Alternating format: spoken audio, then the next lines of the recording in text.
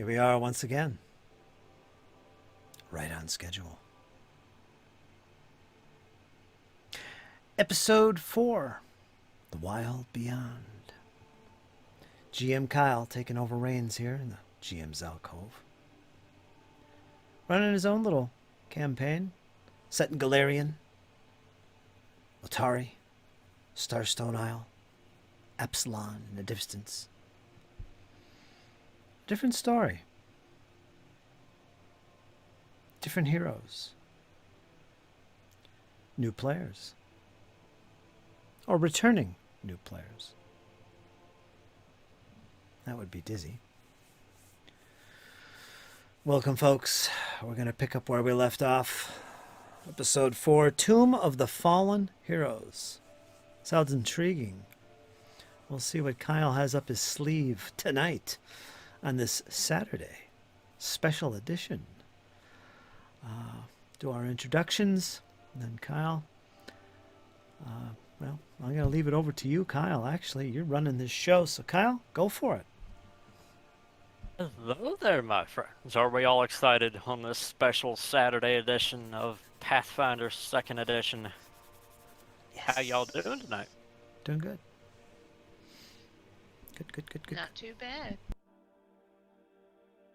Not too bad means not too good, right?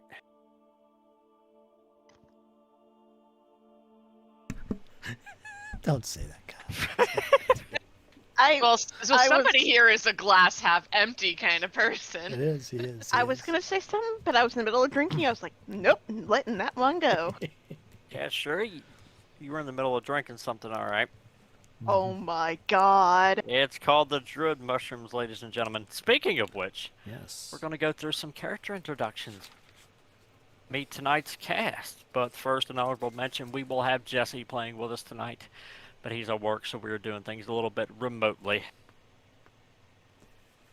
on that front. So, we're going to start by introducing the players. Fritz, who you playing? How you doing? How you holding up? How you been? Absolutely fantasticals. Can't wait to get another game session in as a player, of all things. That's awesome. I'm having a lot of fun playing in this campaign. And I'm playing a character I'm really digging, actually. Scalanus Norwin. He is an elven rogue. Says Whisper Elf. But I'm also a forlorn elf. Let me double check that. Where's my forlorn? Oh, it's a feat. Okay. Yeah, he's a forlorn elf, whisper elf. Elf. Extraordinary. He loves the rapier. He has lots of daggers. And he's a sneaky sort of fellow. He likes to stay to the shadows and watch from afar, being cautious and aware at all times. And I followed these heroes on a mission to find trees, to fell trees, to bring back for coin. But our mission has changed now, after some ambushes in the woods and other freakish events. And I'm intrigued that there's another elf amongst us who we've met here at this town. Victoria is her name. Kind of a human name. Not sure how much I trust her, but I'm intrigued nonetheless because she is also an elf. Good company compared to the orc and human who also are with us. So that's my character, and I can't wait to get deeper into Scalanus. See what he's really all about. And that's me. See what makes him tick. Yeah. Well, you definitely do the job well. And speaking of doing the jobs, we have the Bounty Hunter. Miss Rachel, how you doing tonight? I hope you're excited. The maiming continues. Why is that directed towards me? Because you're the fighter. Fighters get maimed. Alright, well. Okay, so if I get maimed, I'll have to think about what I'm playing next. I could pull something from out of my little hat of characters. There you go. There you go. But, with a 95% chance of being a bard because I love bards. Oh, she's a bard main. Oh. I like bards and druids. But anyways, today I am playing an orc fighter.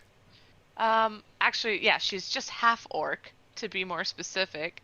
And despite only being half, she prefers her orcish side more than her puny human side, and it's actually quite comical because despite having this heritage, she is the shortest among all of these, all of her traveling companions. Far too short. She's only 5'10". Everyone else, I think, exceeds like 6 foot. Mm-hmm. Braun is 6'6", so yes. Yeah. Shorty. Uh, and don't say that too loud. It'll really piss her off. She's got a lot of insecurities, and her smooth face is one of those. She likes those rugged, uh, very uh, clear orcish traits that she's kind of lacking in a few places. But she's here traveling with everybody, kind of doing the same missions. She's, as you said, a bounty hunter. And so this isn't quite her normal take on what she does with jobs, but gold is gold, and she'll soon regret taking this job, especially if there is a maiming in her future. Fantastic. Always lovely to play with Miss Rachel. Always an awesome experience. And just to see the depth of the characters that you make. Really, really awesome. And then we have Miss Victoria, our newest person I played with the longest. Go ahead and give us an introduction here, Des. Tell us all about your character. How you doing? How'd you get in here? What happened? Taking a break from my dark and broody elf from another campaign. This is Victoria. She's your dancer, entertainer, and amusements of sorts. She is a whisper elf. She met the group whenever she was on her way here, running like a mad woman to help. And fingers crossed, hopefully Hera doesn't go away because she likes her. She met Scalanis, which she's very intrigued about, and then she met Braun. She's like, okay, I gotta get to know this person more. Here's something about this person. Oh, yes. So, fingers crossed, hopefully I don't cause too much ruckus. Have good fun. And as always, I hope I don't die. Well, you will not die tonight. However, the special thumbnail for this event is the spiders calling. God damn it. And I also have to, I suppose, introduce myself. I will be playing Braun, the soldier and savant captain of the Northern Army faction. He's the one who has hired the party and will be going out and journeying with them. The banners have proved quite helpful. All right, now everybody knows everybody. When last we left our intrepid band of adventurers, a cabin in the woods was where we left off. You found a bunch of information. You have met Braun through long conversation and quite a few good rolls. You were able to discover Braun's involvement in this conflict that is shaping up into be a massive rebellion and total war in the northern region, if not stopped. He filled you in on what the Order of the Conquerors really were, a group of druids that turned to foul necromancy. They broke off from they were a splinter faction of druids that broke off many, many years ago, about 500 years ago. Turned to foul necromancy, devoid of all their nature-based magics. They now command vile sorceries the party has never seen. Long forgotten magical traditions and spells and armaments now brought to bear against the party. He promised them answers. The answers awaited at the Citadel. Goblins augmented. Druids with vile corruption wandering the woods. Something had to be done. The enemy had to be stopped. At dawn, he gathered you all, and off you went, northwest, trudging through the forest. The day's rough battle behind you, as you guided Serana and her family with you as well. However, as you approached the Citadel, you saw not a beacon of hope for the people of the north. You saw smoke, flames, word screams, terror. The Citadel had come under attack. Quickly, violently, you rushed to its defense, cutting down goblin after goblin after mutated goblin after mutated goblin. The battle was vicious. You ran to the north. You ran to the city gate in the east, and there you were met by a figure that stopped even Braun in his tracks. A figure clad in leather. She pulled back her hood, revealing pale, dead skin, bright purple eyes, long fingernails, the shape of daggers. A vicious fight ensued. The party didn't do too well in this fight.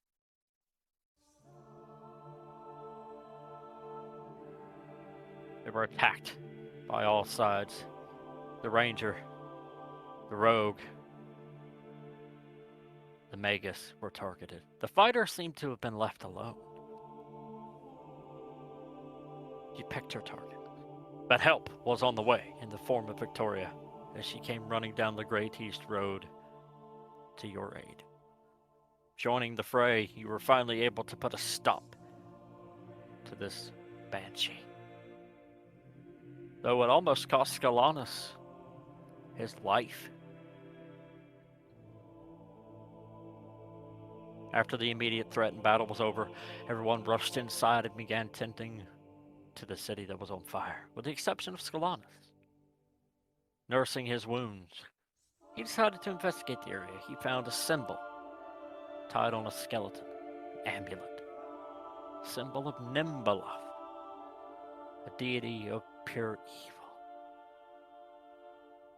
After you put out the various fires around town, Braun invited you all to come sit and have dinner. He explained the situation.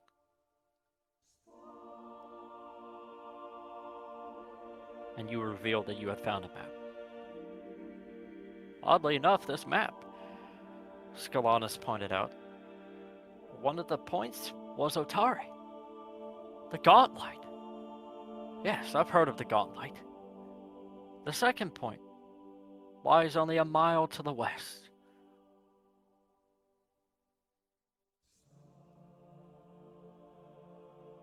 It was then Braun struck a deal with the party. Coin was exchanged for unofficial support in the helping the cause of liberty. You were to gather the next morning and set out to find this map point, see what was there, investigate, find more about the Order of the Conqueror Druids, and if at all possible, put a stop to their involvement. That way the people could be free of their tyranny once more. You have spent a night among friend and family. Your fellow companions, drinking and feasting, singing and dancing. Happy to be alive after such a fight. The townsfolk, grateful for your aid, also supported you. Ale flowed, wine was sipped, mead drank, and the night passed. And that is where we're going to pick up tonight's episode, the following morning.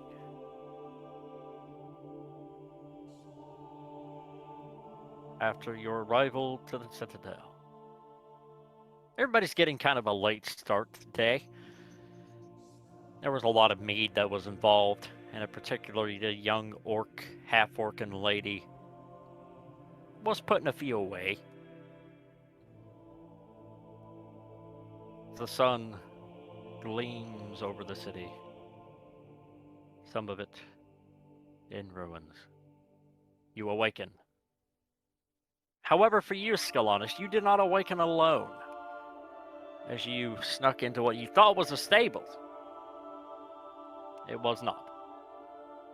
You wake up in the back, by the back entrance to a tavern, as the tavern keeper literally stumbles over you.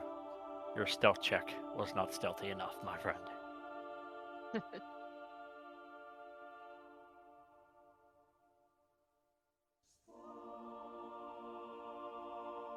As she fell over you, pots and pans go flying, a loud crash, you are immediately awakened.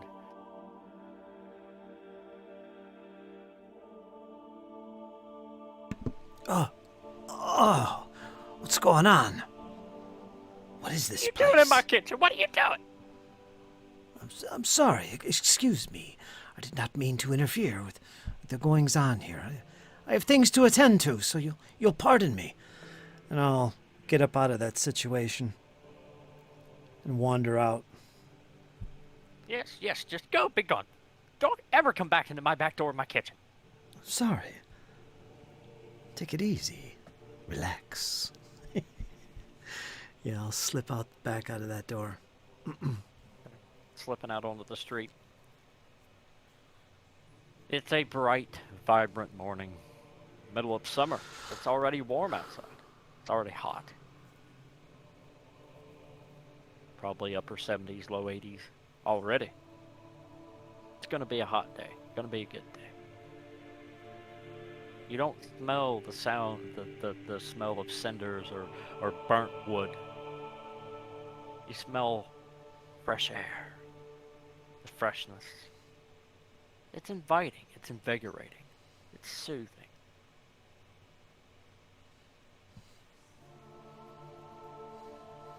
And where do you go from this point? Plan was to meet at the western gate in the morning, once everybody had woken. So, to understand this, I fell asleep in this back room of a kitchen? Yes. All right.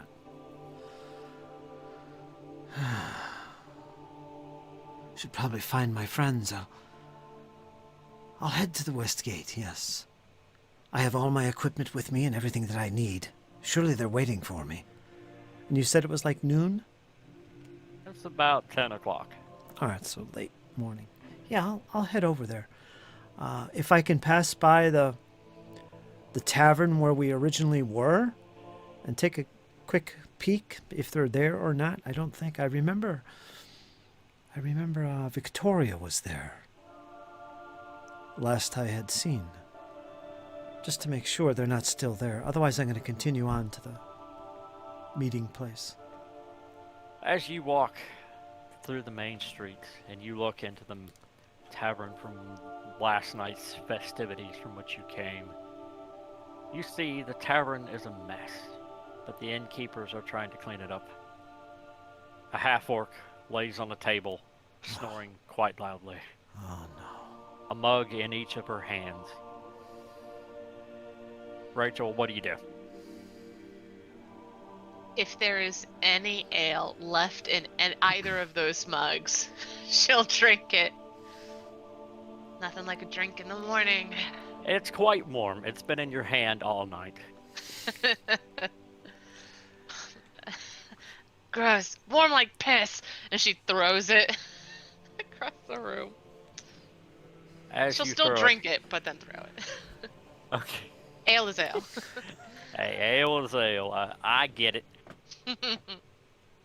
But as you throw it, something is thrown onto you. It's cold. It's wet. It has ice in it, surprisingly enough. You have been dumped with a pail of ice water. I instantly get up on my feet and I grab whatever's closest to me, whether it be a chair, some debris, And I whip around. Who did that? You see Braun standing there. On your feet, orc.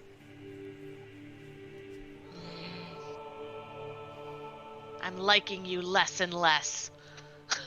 Really? You'll just have to endure me then. Scalanus is seeing this. He's going to step inside and he's going to kind of watching this unfold. He's going to lean his back against the doorway and raise his right foot and kind of cross his arms, staring at this little episode. Just remaining quiet and kind of smirking. Orcs. What are you smiling at, elf? Do you really think you should be drinking and staying in so long? We have a plan, you know. A drink never hurt anybody, but I guess you do make a point. You were the one on your Yes. back. Stalling for time. You had 4 casks that I had to pay for. And rightfully you did. Look at all the good I've done. Are you prepared to depart? I suppose I am. There's nothing else keeping me here. Perhaps both of you should take one last look at the market, see if you need any equipment or supplies. I'll double check myself here just real quick and say, I am fine. I have everything I need. I am ready to go. Very good. Is there even a market open? Yes. Alright, well, lead me to it. I don't trust everybody here. I've been gravely wounded, as others have. I think we may need more supplies in the healing area. And she just starts mumbling off, and she's looking through her bag, and she lifts out one healing potion. She's like, I'm gonna need more of these. Perhaps I can be of some help, Orc. I've done this before, of course, but I do have some herbs and wraps. Perhaps they would be of some use. Can I do that, Kyle? Can I use a medicine check? Yes. If Are she you would, proficient with medicine? I am. Yes, then you may. She doesn't need healing, but she is hinting that she wants to go buy some healing potions, saying that what she has is not enough. Ah, okay, I got you. Oh, speaking of pay, he tosses you a bag of 20 gold, Hera, the same amount he gave Scalanus. Okay. It's your pay for the month. Market's right outside. Sack of coins. We will assemble by the western gate. Where's the other little elf? And you see, off to the corner, probably tucked in the corner, is Kravius. Except for he has a wine glass in each hand. And he was quite limber. Closest to you, Scalanus, you can see him. He's got flies buzzing over him. He kind of smells funny. He does.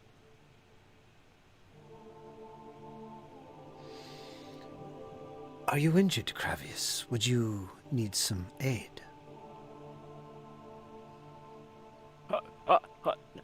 No. Oh, my head. Yes, lay back and hold still, and I shall mend your wounds. And I'll make a medicine check on him. A medicine check to cure a hangover, okay? Oh, is he wounded? No, he is not wounded. Oh. I think maybe since we've all had a night's rest. Yes. All right, his token says injured, so. Says uninjured on my side. Maybe you need a refresh. Who, me? Yeah, everyone no. looks fine on my screen. I got badly injured for Hera. Are you badly injured? I am max health. Oh. Hey, I'm trying to heal people because they're half dead. Also, Kyle, Okay. would it be okay if I went out and purchased those items? I just wanted to get 2 lesser healing potions. Yes. Would that be Anything something that they is might common. carry? Well, the healing potions, no. They used all the healing potions trying to tend to the wounded. But they do have supplies like bandages and wraps and and stuff like that, but healing potions were used, tending to the injured townsfolk. But outside of that, you can purchase any common item.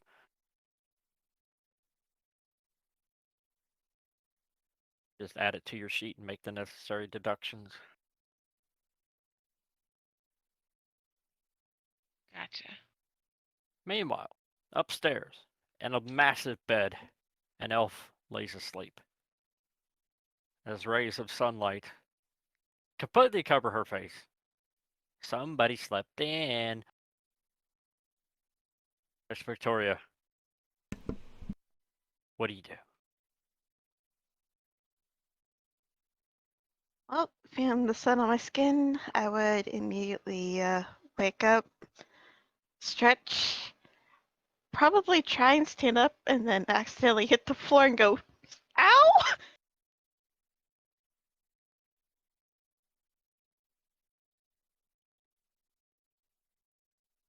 This is what I get for Okay. dancing so much and it hurts.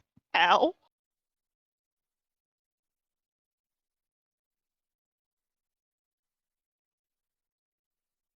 Probably everybody downstairs would have heard her yell. Ron would have heard the crash and journeyed upstairs. He would bust through the door with a sword drawn. Everything all right, Lassie? I'm fine. I just hit the floor. I'm okay. Did you hit the floor, or it looks like perhaps the floor hit you? Victoria would try and find a response, but she would just open and close her mouth several times before just closing it all together. Good. We are assembling at the western gate. I suggest you purchase any necessary supplies. We're heading out. And Braun will leave the room and leave the inn, leaving you guys to mingle for a little while in town and buy some supplies if you need.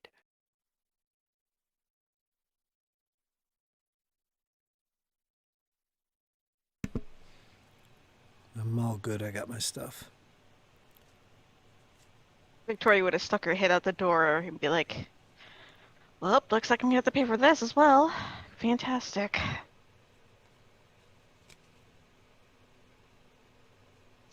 She goes back inside, she gathers up her things, and she heads downstairs, and she would find the innkeeper and explain the wrecking door upstairs. The innkeeper's a small human lady, fiery red hair, but a pleasant disposition. As she would explain the broken door, the innkeeper would snicker to herself.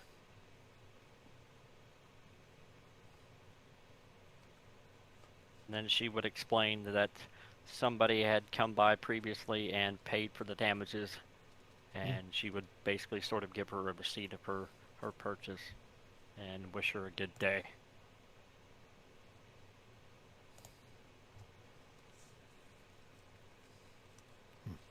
Are you sure I can't, like, tip you or anything? I mean, I know somebody already paid for the door, but I still feel kind of responsible for the whole door breaking, you know? No, nonsense. You were a great help with boosting the morale of the people last night. It's no trouble.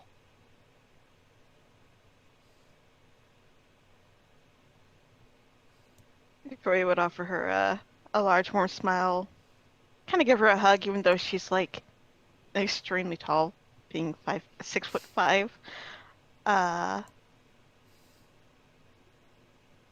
6'4", she can't remember. And then she would look around to see if she could find any of her other companions that might be lingering around. I believe Scalanus and Cravius are still within the tavern. Unless they're somewhere else. Now I'm just waiting. I was going to heal Cravius, but he doesn't need it. You can attempt a medicine check to heal his hangover if you like. Now I'll hold on to that, just in case he gets injured. Alright. I had to refresh my page. Yeah, I'm still there. Victoria would look over and see Scalanis and wave to him, offering him a warm smile and go, "Good morning." And I'll take a bow as she passes.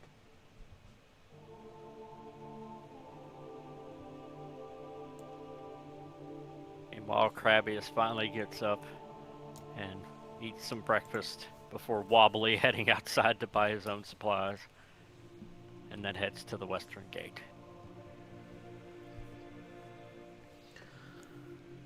And I'll wait for the last of us to go, and I'll bring up the rear. Is Yeah. everybody heading to the western gate? Yes. Yep. Yeah, Hera did some window shopping, but couldn't find anything that fancied her, so she just went to the west gate. Okay. Same. This is going to be the last time that you're going to be in town for a little while, so if anybody needs to buy any particular items, rations, torches, anything like that, now's the time. What are you suggesting?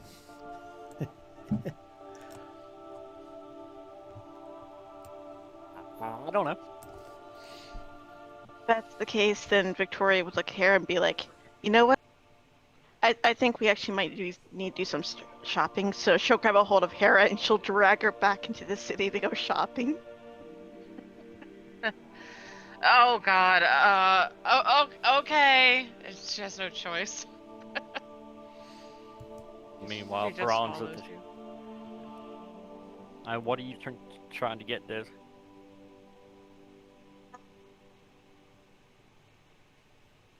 Push the button. Let me try and find some better armor just to at least keep her alive a little longer on the battlefield. Okay. Meanwhile, Scalanis, you can see Braun putting on his war gear. You can see a myriad of scars across his chest and back as he's put on his chainmail and his breastplate and ties on his cape. Equips himself with weapons. You see him put on a longsword, 2 hand axes, strap a battle axe to his back, and slap his shield to his forearm. Seems well decked out for battle.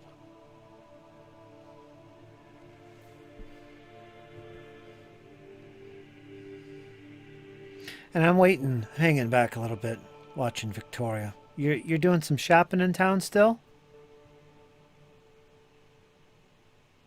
Victoria? Yes, she abducted Hera and they were going to get better armor. Well, I'll be tagging along then. I'll be following them. Mind you, there's no healing potions. But armor is a good idea, Victoria. What exactly are you looking for? I was looking at some armor earlier today, but decided against it. It would slow me down, of course. But I did see some wonderful studded armor.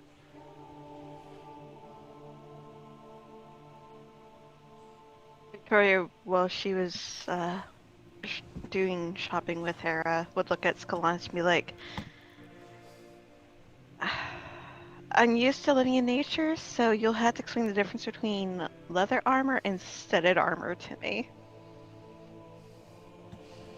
More protection. Now, you're trained in light and medium armor, right? Yeah, you can take studded armor. You'll get a better +1 in your armor class, essentially. Your dex cap is 3 instead of 4, however. That's the only thing, so if you rely on dexterity, it might not be a good idea to get the heavier armor. But it will give you a +3 in your armor class. Can she wear studded armor? Yeah, I don't get it. 'Cause she's trained in it. We return back to the can druids have metal Yeah, I know. debate. That's where I'm getting at. Yep, I know what you're talking about. It says you're trained in light and medium armor, but not anything heavier than that. That's it. So technically, you can take any of those armor and benefit from them. You're trained in them. I don't think it affects your spell casting or any abilities like that. There is your anathema, which states using metal armor or shields. That's an anathema. So as long as you're not using any metal armor, or shields, you're okay. Now this is leather armor that might be studded, so that's a GM call. He might, in his game, he might rule that, well, that's got metal on it. There's metal studs and fittings all over the leather. So he might disallow that or make it an anathema of you. That's up to him. Victoria would study the leather and realize that if she were to cast lightning, she could basically almost electrocute herself. But as far as an official DM ruling, I'm gonna say this. It says metal. So my mind immediately goes to like chainmail and full plate, like suits of armor that are entirely composed of metal. I'm gonna say that goes against your anathema. Studded, just have some rivets in it. Not so much. So you could pick the studded if you so chose.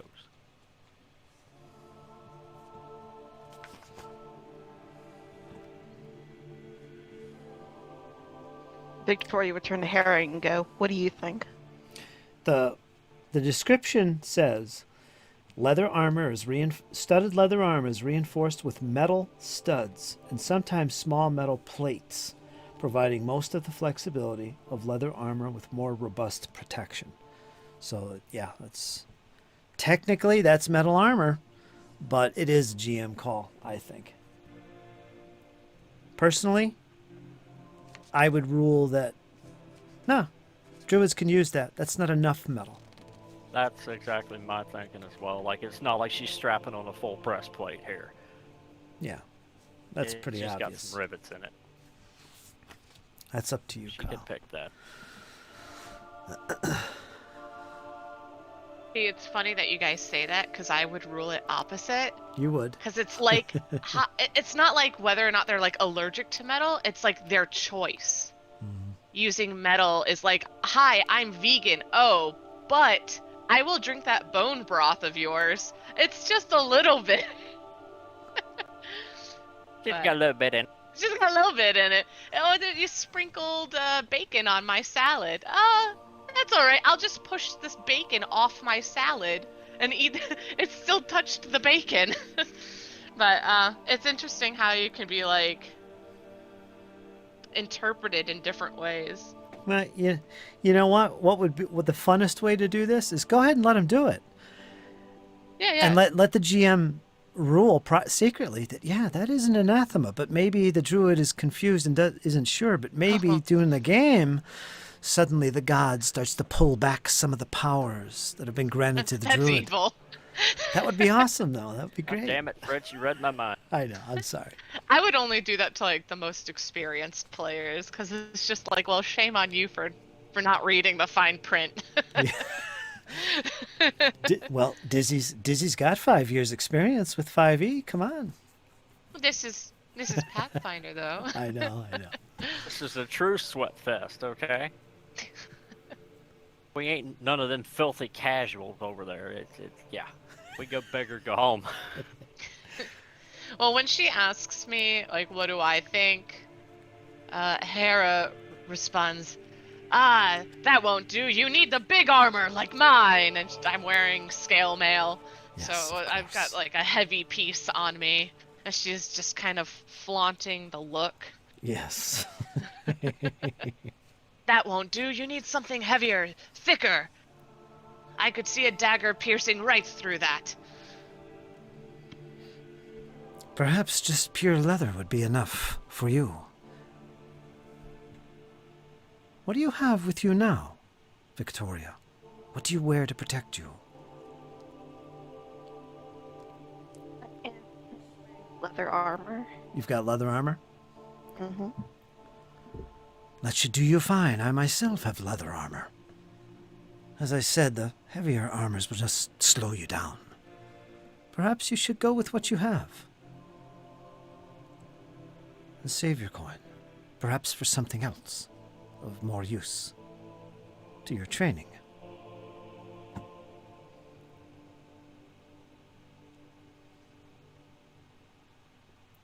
After giving it some thought, she would put the leather, the armor down, and then she would continue looking through, trying to move rather quickly so she doesn't take up so much time trying to find a particular item.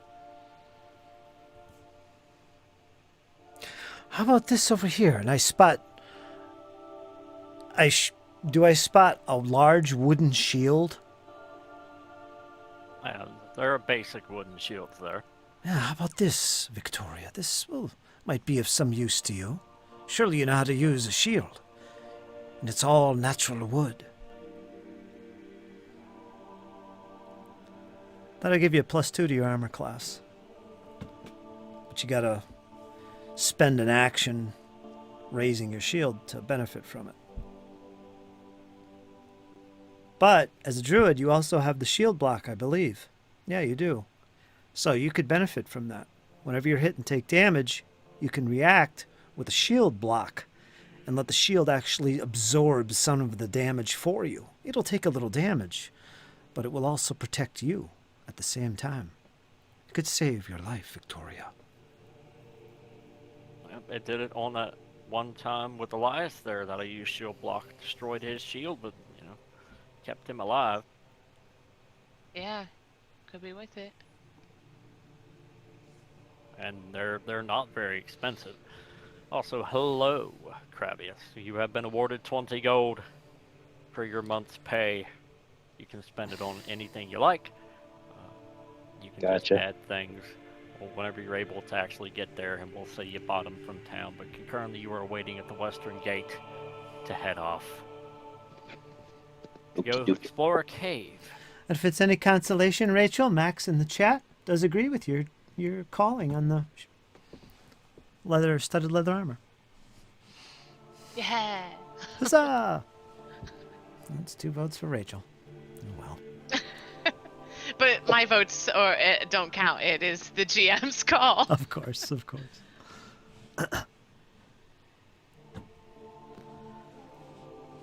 Oh, and thanks for streaming for me. Yeah, no problem. If you have anything you want to buy that you have in mind, Kyle said that we can purchase common goods, with the exception of healing potions, because all of them were used on the townsfolk. Yep, in the Gotcha. aftermath of the assault. So any common item like weapons, armor, and stuff like that that you'd like. Funny go enough, there's the emerald. Oh shoot, where did it go? The emerald grasshopper. That is supposedly a common item from the core rulebook, and it is ridiculous. But it's 30 gold. Oof. I'm willing to drop it, but yeah, you can high jump at like ridiculous heights, and if you like fall from that height, like if you don't land on a solid surface, it says you fall harmlessly at a rate of 60 feet per round until you reach the ground. Harmlessly. So you're like, hey, there's this huge jump. Let me I'll just try it. Give me that rope. I'll jump over, and then you guys can climb. I don't know if we'd need it, but I'm just kind of perusing the items. Just She's shopping once around. again, window shopping. Orcs. But whatever the decision, just go ahead and make a note and add it to your inventory.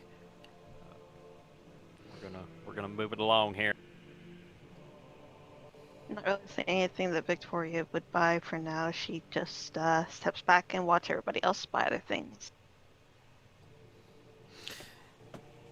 Do you know how to add things from the character sheet? From the inventory or the compendium? Dizzy? I believe I do. Okay, you just go to the compendium, look for the equipment folder, and find the shield, wooden shield, large, and just drag it to your sheet, and it'll show up. Easy peasy. After about another hour passes, shopping complete, you all assemble at the western gate. Prepared, ready. Just head out to this mysterious map point. Find out what is going on. What has happened?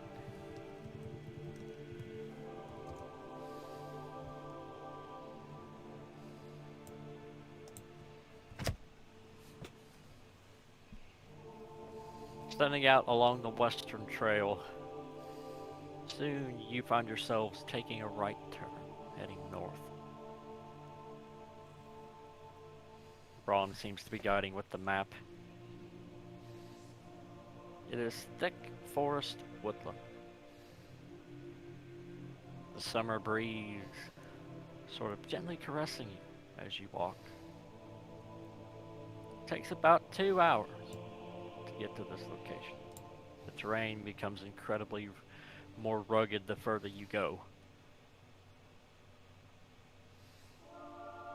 Steep, jagged rock piles and then gnarly, knotted forest and greenbrier patches and thickets and fallen trees bar your way. It takes time to navigate your way through. As you crest one such rock pile about 60 feet high, you look down below you, and you see what looks like a series of cave entrances, probably about 4 or 5 of them, jottering below you. Braun surveys the map and looks to all of you, giving you the nod.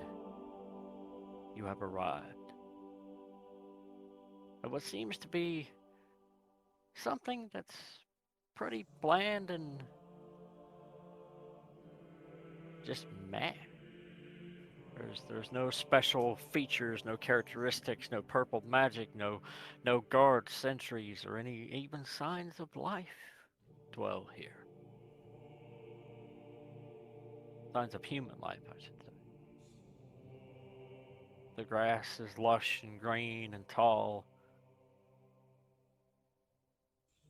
Surprisingly, it doesn't have any game trails around, but still lush nonetheless.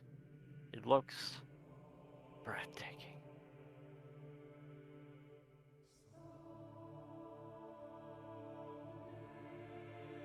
As a group, what do you do?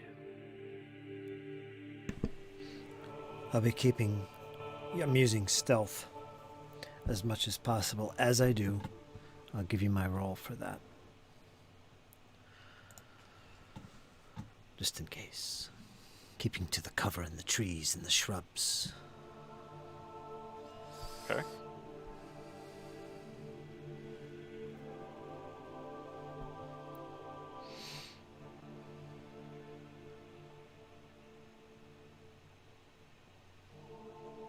Mr. Kravius, what are you doing standing atop this rock pile looking down into those cave entrances? What do you do?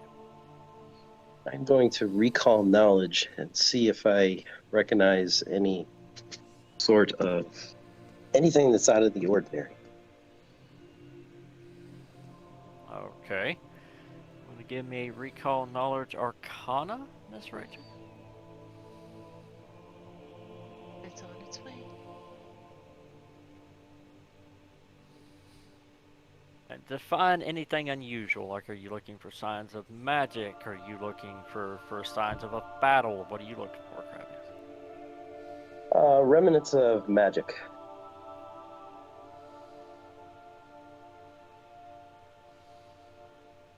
As you look closer at these cave entrances, you see only one. Has an old rune inscribed in the stone. Perhaps it once housed some sort of magic. But it does not seem to hold anything now. Do I recognize the school of magic? Necromancy.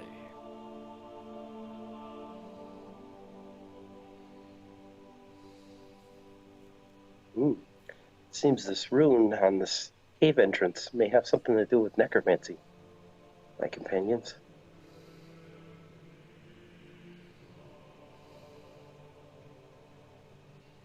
That's like raising the dead, right? From what I've studied, yes. I don't like where this is going. This is the map point. We have to proceed.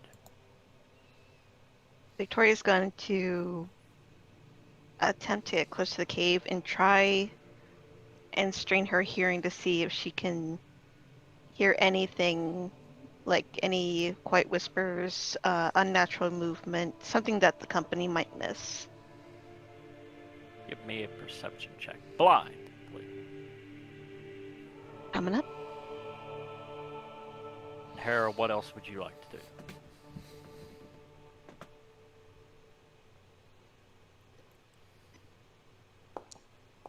Let me think, because Kravius stole what I was going to do. um,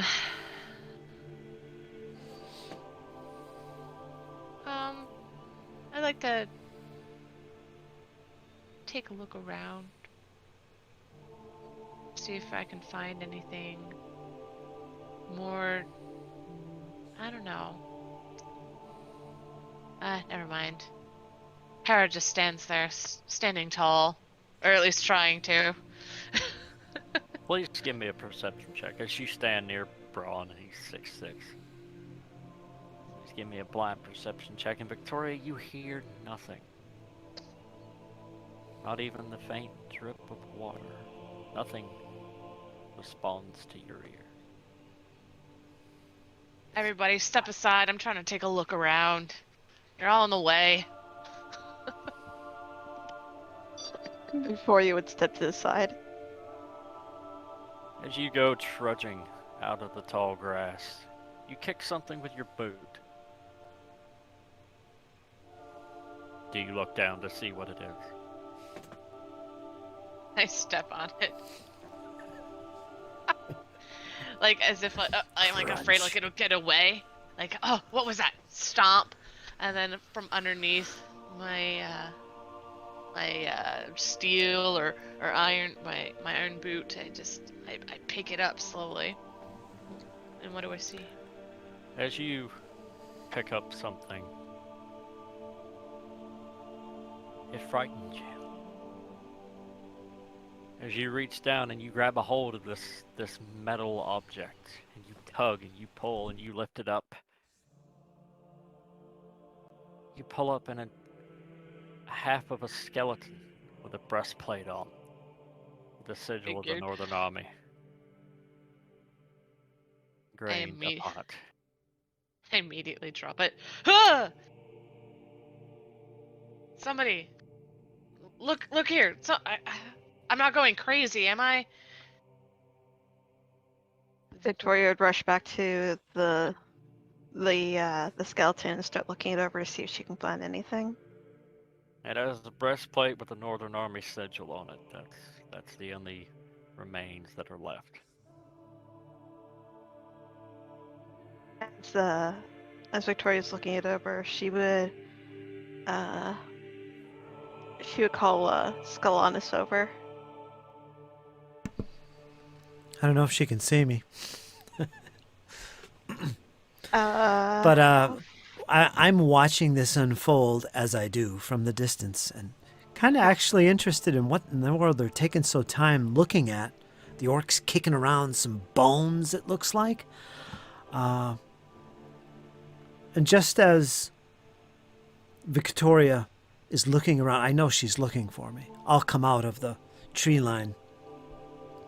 I imagine it's not too far away, maybe 10, 15 feet away. I'll decloak, as it were, and slowly approach the group, interested in what they're looking at. Well, it wasn't very much of a decloaking. You only had a 13 on stealth. Rub it in, why don't you? Anyway, I'm interested in the skeleton. I'll meander over there and take a close look at. Is there any kind of jewelry or anything like that? And do I recognize the symbol? I mean, you said it was the Northern Army. Would I know that? Yes. It's the same sigil that Braun has proudly displayed on his breastplate. Okay. As far as finding any jewelry, give me a private thievery check.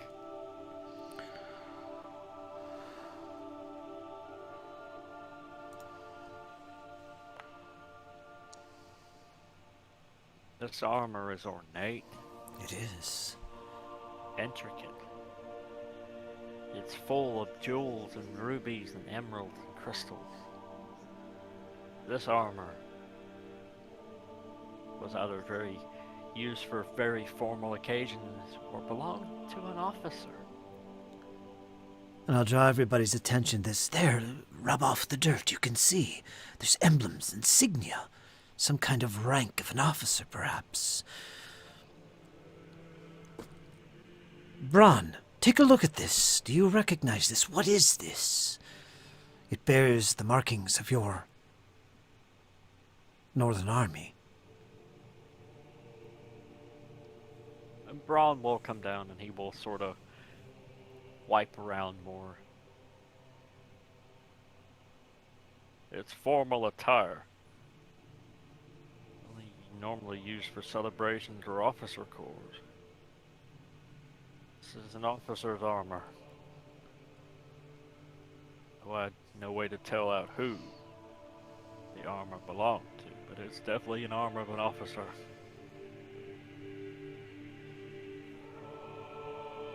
Victoria would pipe up. Even though it's the cave, the usual sounds that a cave would make, I can't hear at all. There's no dripping of water, no scurrying of like any kind of bug in there. Absolutely nothing. Strange indeed.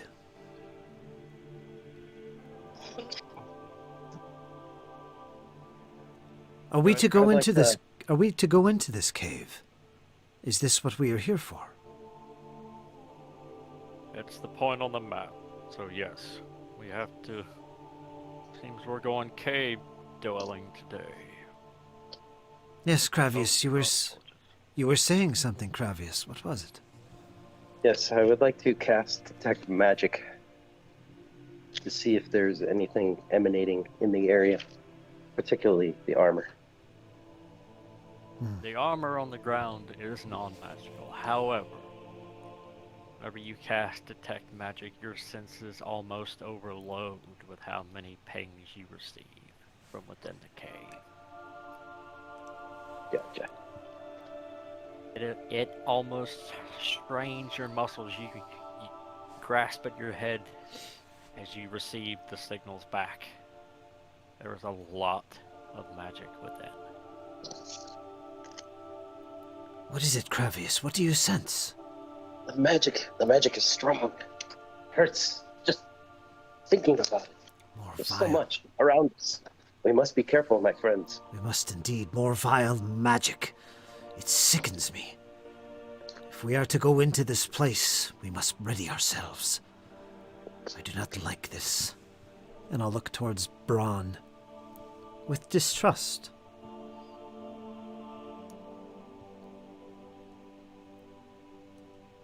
Don't like it either, Scalanos, but you have been paid, so suck it up. I do not like being led to doom and death. But I shall go. Again, you were paid. And I shall go. And you shall lead. Very well. Braun will strap on his shield. And does anybody else want to do anything before we proceed inside? I'll go into stealth again as my as much as I can, if that's possible. Any cover I can take, I'm going to be traveling in stealth, keeping my eye open. Well, it's very shadowy Okay. up ahead, so go ahead and give me a stealth check. Okay.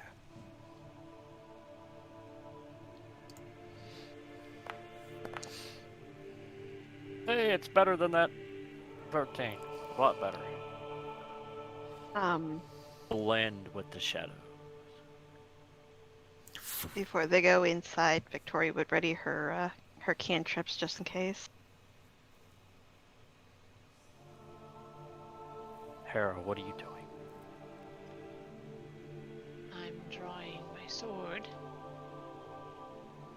and bringing up the rear.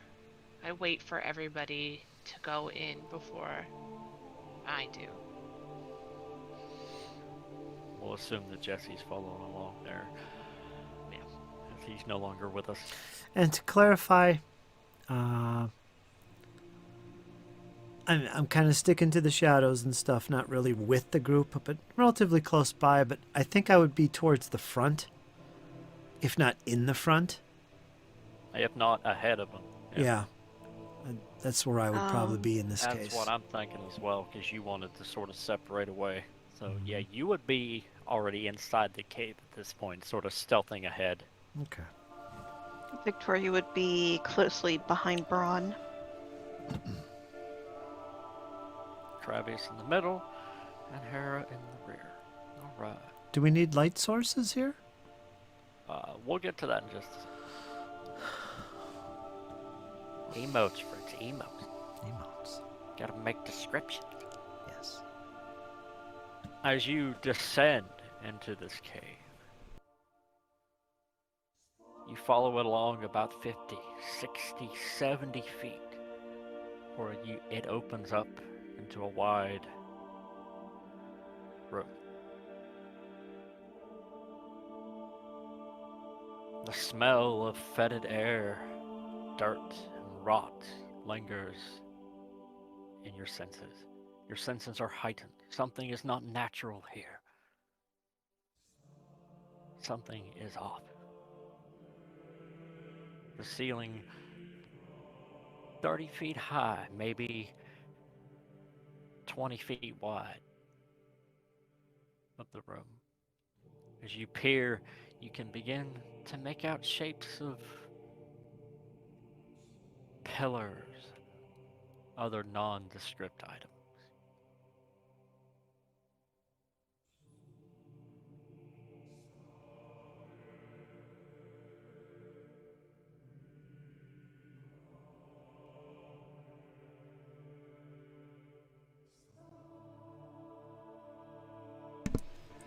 Is this like There. is this like a square room? I'm getting there. Okay. With rounded corners of this particular room, overall square shape, you see an obelisk in the center. You see, as you finally arrive, I've loaded the map for you guys, by the way. Oh. A set of stairs, small little stairs, descending to the bottom of the stone floors, tile and marble. Some rubble on your left, Scalanos. It appears some of the ceiling had came down. And there you see it. Sarcophagus. In rows. Lined up from west to east. It is there whenever you look on the walls and you see banners and sigils and heraldry. Statues and carvings of mighty heroes raising weapons and arms.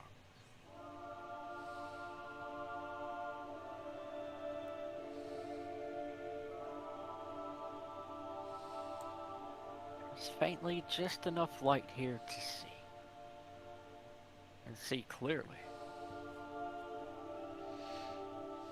You were all taken aback by this for a moment. An odd display.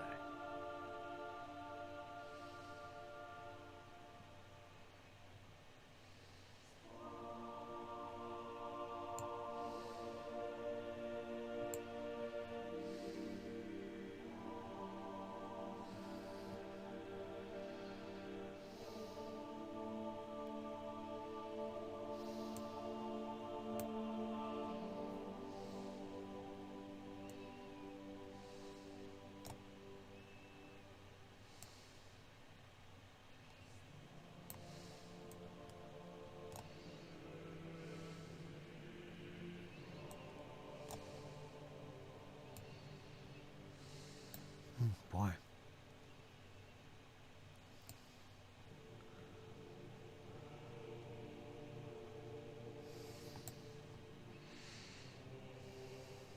Galamas, as you reach that point, please give me a perception check. This can be public.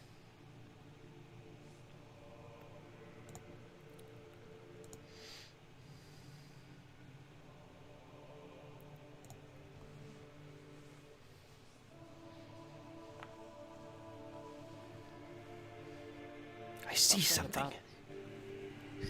Something about this sarcophagus over here, the one directly to your left, intrigues you. It's got old banner stanchions along the side of the sarcophagus, though the fabric has rotted away due to time and age. But you do see, even from this distance, writing on this stone sarcophagus, brilliantly chiseled. Its form and detail astounding even to you. The sheer level of craftsmanship.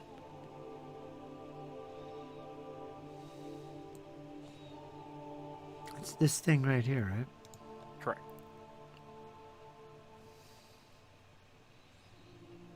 I'll signal the others to come forward.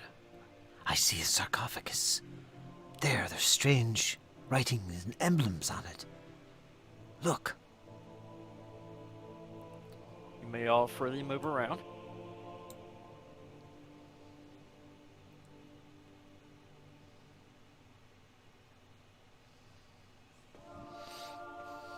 And try to make the least amount of noise as possible. Because everything's probably echoing. And my scale mail is just jingling around. Orcs. Quiet. I'm trying my best.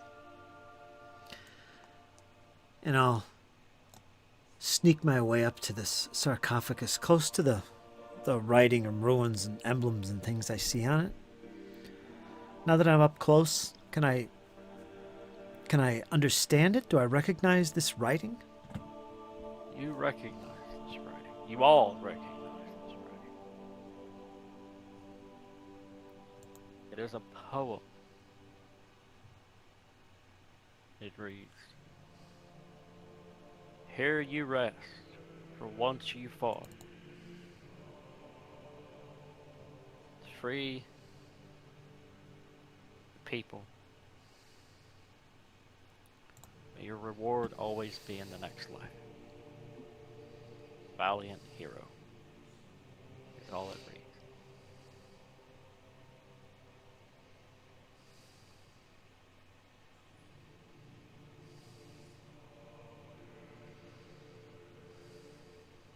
All right. So I assume somebody's got a light in here because I can't see anything unless somebody's got a light. So I'm not stealthing at this point. Valiant heroes. X. A valiant hero.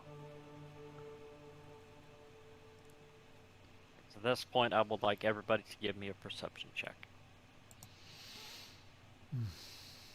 Public.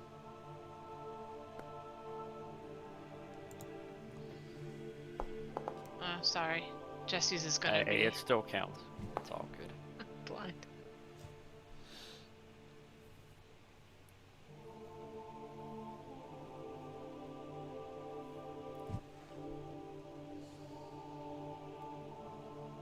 It is at this point you hear something. Sounds like a cackling, very distant, further inside the temple.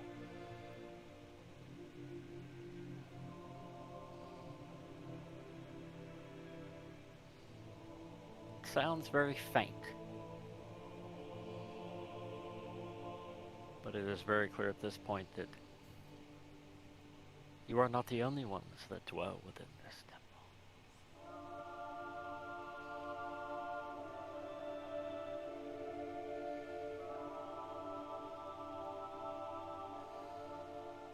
Hearing the cackle, however faint it was, you would see Victoria just immediately light up with electricity swirling around her.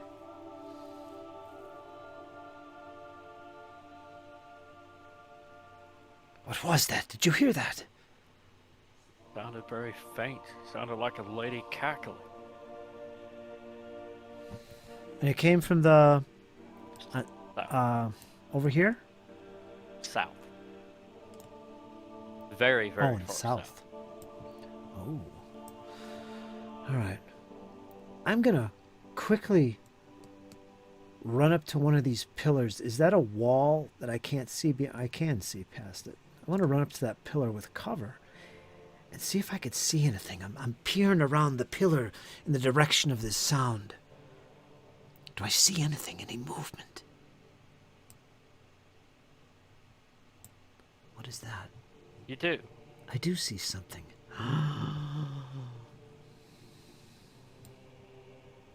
There's a spider. I see it. An arachnid.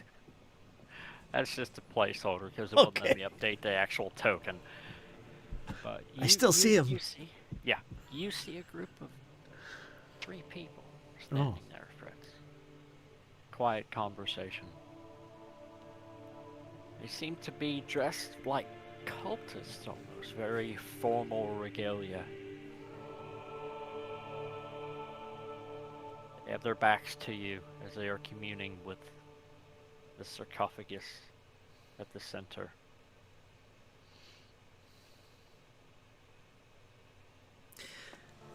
And I'll turn back to the others and hold my hand up as if to signal, shh, quiet. And I'll peer back in their direction. They don't see us, do they? No, they have their backs to you.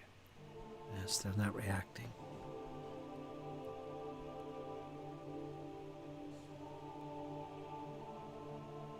I'll kneel down and grab hold of 2 daggers. And I'll signal to the others, whoever's closest. Accept the light. Douse the light. I might even whisper that if she can hear me. Douse the light. And come over and look. Would Victoria be able to, if she couldn't hear him, would she be able to read his lips and what he's saying? She could hear him. Okay. She would immediately lose the electricity around her, and then she would make a motion to whoever holding the torch, That's like, she would look at Bron and, like, say, get rid of the light, get rid of the light. Braun would douse the light and put a hand on his longsword. And then... Hand signaling for everybody to form up on Fritz. And then Victoria would make her way over to Fritz slowly.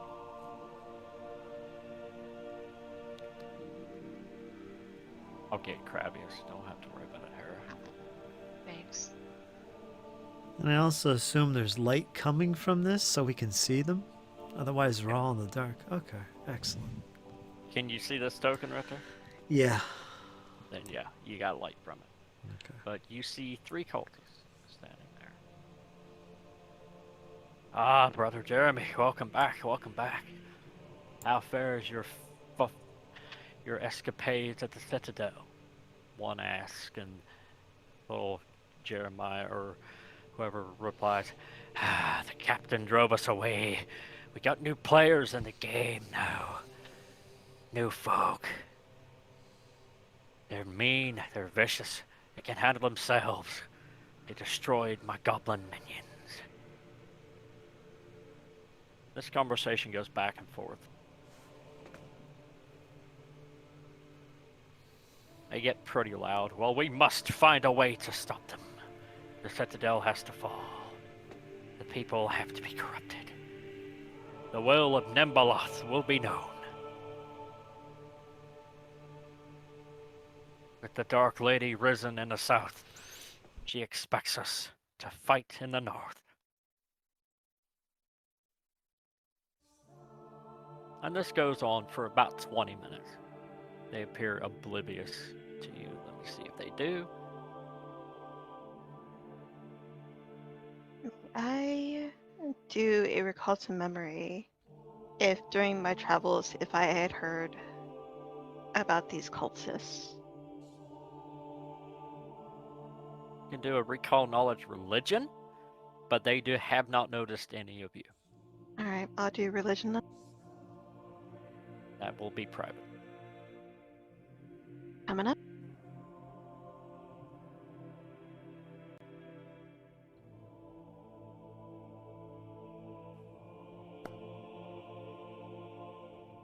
you do not recognize anything about this cult outside of they are the Order of the Conqueror Druids. Their insignia and sigil are brightly on display. I'll look over to Braun. What's his reaction to this? He seems highly upset. He has his long sword out and he looks like he's about ready to get after it. Roy would relate this information to the group, and seeing Braun how he was currently upset, she would try and place a hand on his arm, squeeze and saying, "Don't let your emotions control you." Wow, it must be eradicated. Yes, but we must do it. We must do it with stealth and care. We cannot just run in there and slaughter them. They'll set off alarms. Yes. We have the high ground here. I could hide from above and shoot them with my bow. The rest of you can sneak towards the right, down the steps, cautiously. Not the orc. She makes too much noise. But when the time is right, she can race over this ledge and jump into action. Yes, perhaps that's what we should do. Take them out quickly and with stealth. However, Hera, give me a blind perception check.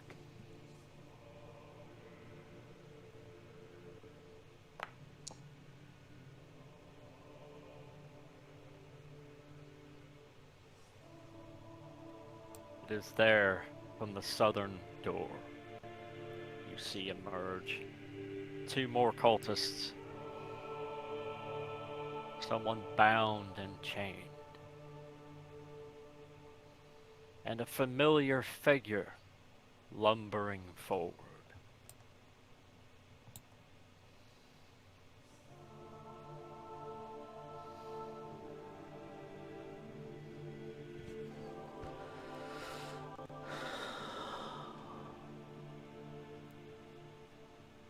You see the cultist turn and then formally bow as they are greeted. You all know this bear.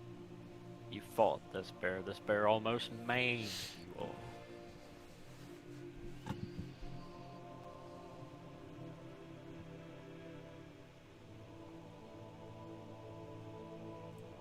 Because at that point you see something highly appalling. The bear wriggles and begins to transform. And soon enough, a human-like appearance. White hair, long white beard, grizzled, clad in armor, takes its space.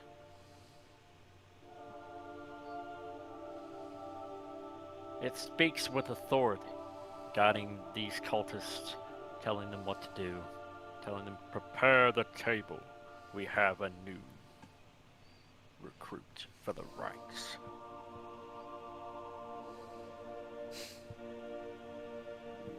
It is at that point the cultists bring out a civilian. A young man. He's been beaten.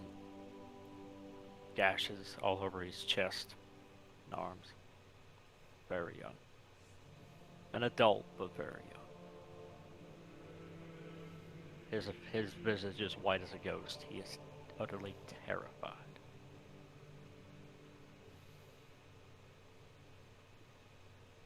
As they strap him to the table, the figure moves over.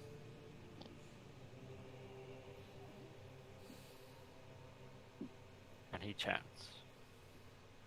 And he says very loudly, "You will serve, whelp. You will serve the lady. For she has risen again, her power restored. We will bring an end to the north for Belcora before we join her in her assault on the south."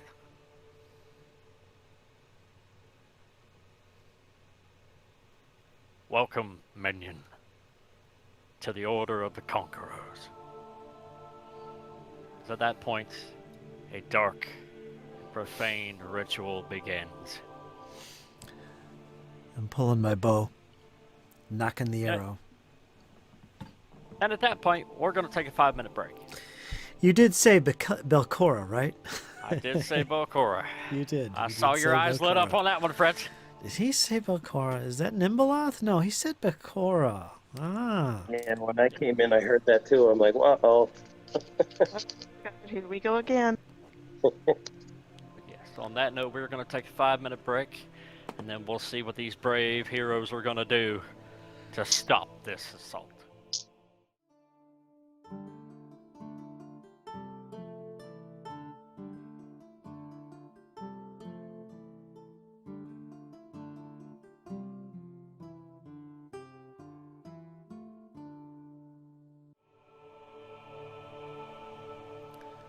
All right, here we are, part 2 of tonight's session. Episode 4, The Wild Beyond. Tomb of the Fallen Heroes. And that's what it looks like. I hope we're not the fallen heroes.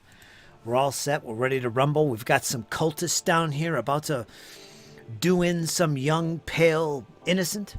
We've got a bear that transformed into some human with gray hair. Scalanus believes it's the father of Braun.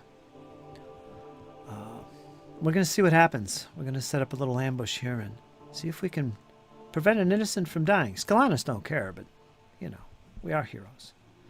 So, go ahead, Kyle. Take over. Right.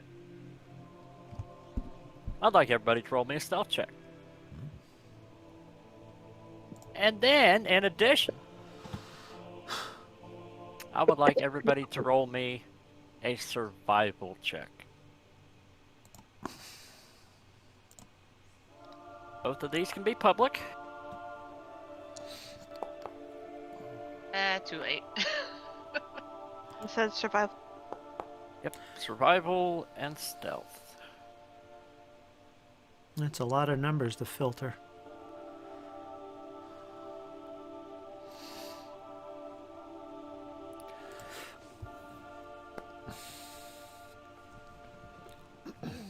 Scalanus, good God. You're welcome. I hope that Why was a good is roll. your stealth check so piss poor tonight? Seriously? No. 14. Yeah, that's pretty bad.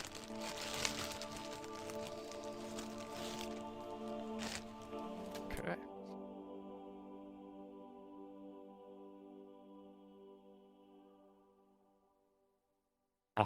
Well, I could use a hero point.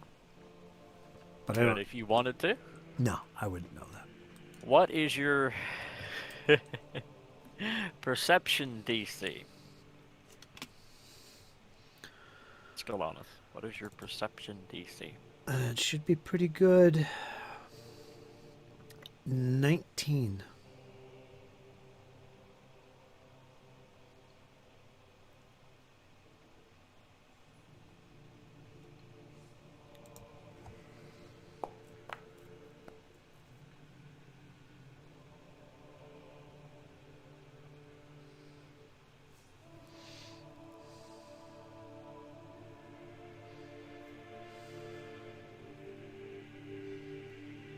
And what is your stealth DC?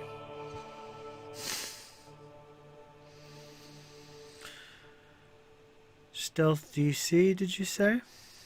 Yep. I think that's 19. Let me double check that. Yeah, it's 19. Same as perception.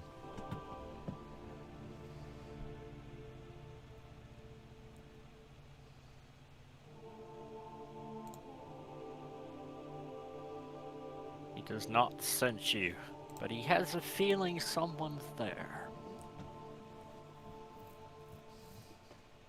Right, Diz, Harakatu Pikachu, and Kravius, give me your perception DCs.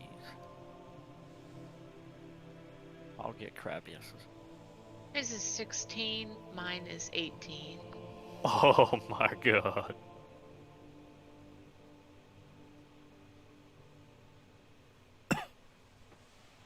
Do you know how to calculate that, Dizzy? It's 10 plus your modifier.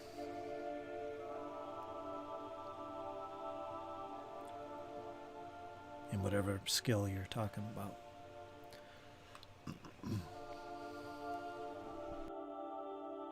She's got an even 20 in perception.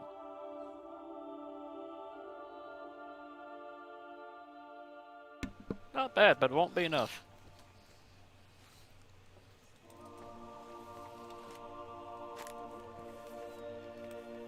The bear in human form, his hair begins to tangle up the back of his neck. He has a feeling someone's there, but he ignores it for now. I'd like everybody to roll initiative using stealth.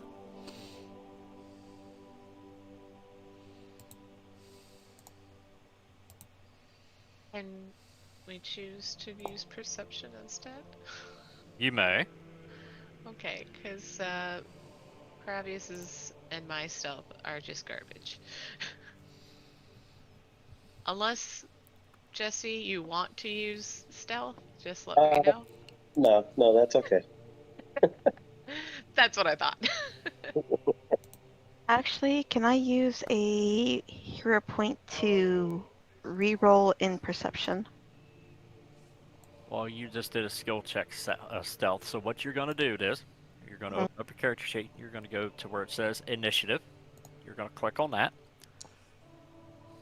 you're going to hit the little drop down, and you're going to select stealth or perception. I'll let you use either.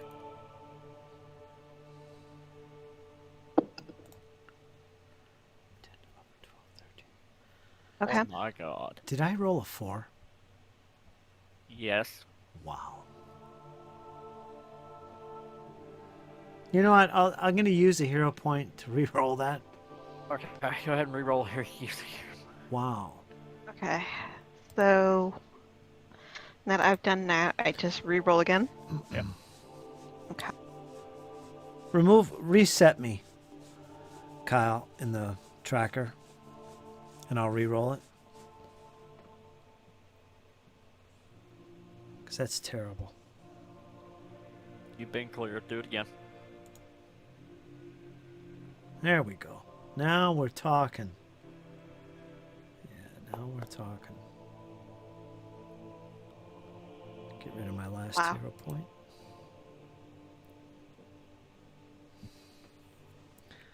I can't see what anybody else got. I did pretty good, though.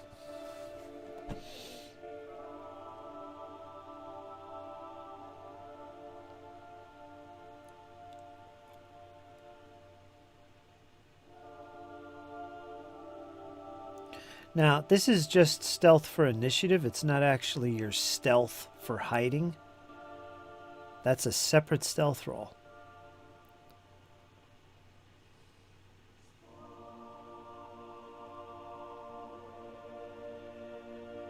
It assumes you're using stealth before you rolled initiative, so the number wouldn't change, but I don't think anybody rolled stealth to hide. The bulk of them use perception.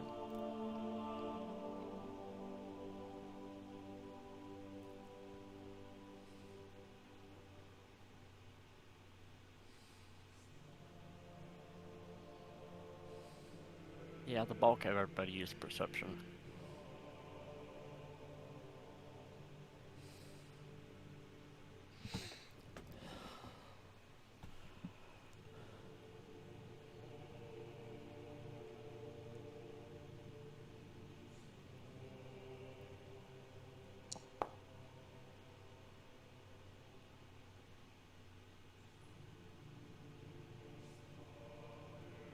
Darn it.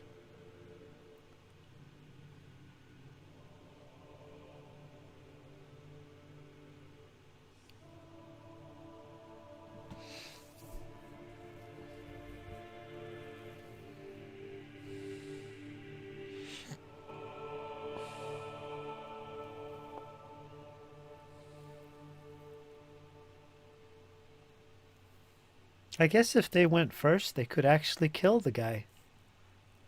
'Cause that's what they're doing. Oh well. Oh, we have ourselves a rare dichotomy here. What happened?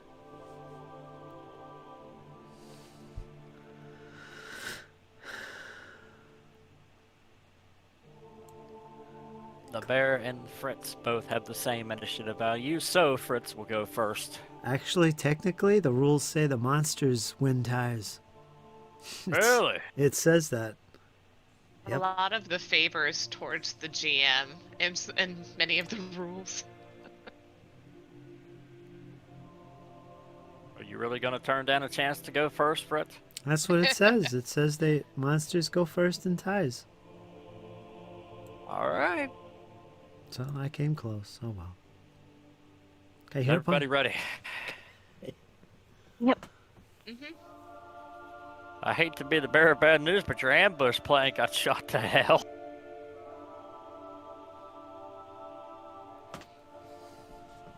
As we begin with the big guy.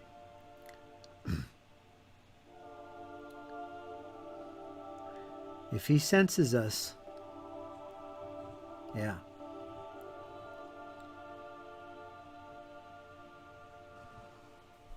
Because we didn't do anything. We're not doing anything.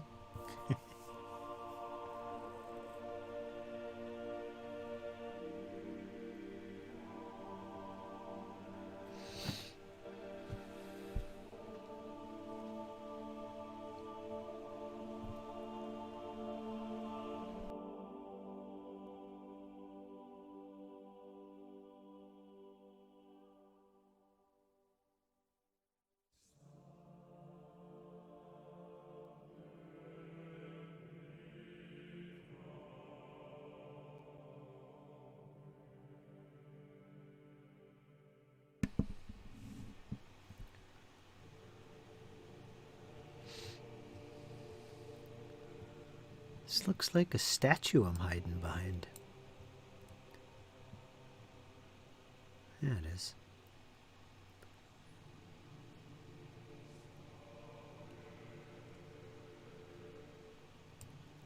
Okay, can you hear me now? Yep. Can hear All you. right, I was sitting there talking, and nobody was hearing jack diddly squat. But That's- here's you. I was actually getting nervous. Deep contemplation from the GM. Scary stuff. Oh, I know what I'm going to do. You do. That's even more terrifying. I know exactly what I'm going to do. Can't see me. The hair on the back of his neck standing up.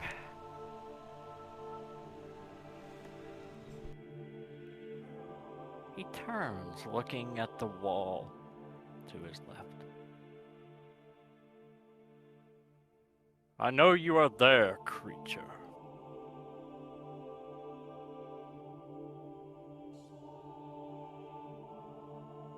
I can smell you. Smells like elf to me.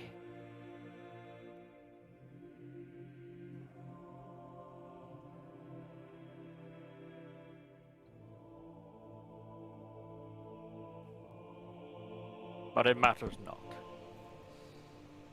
You will not save this poor creature. This poor pitiful excuse of a person from serving Belcor's influence. And if you linger any longer, you will serve Belcora as well. Everybody give me a will save.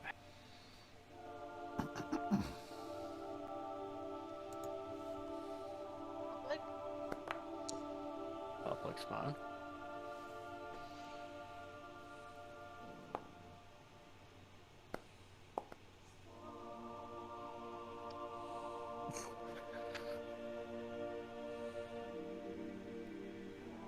Oh, the irony.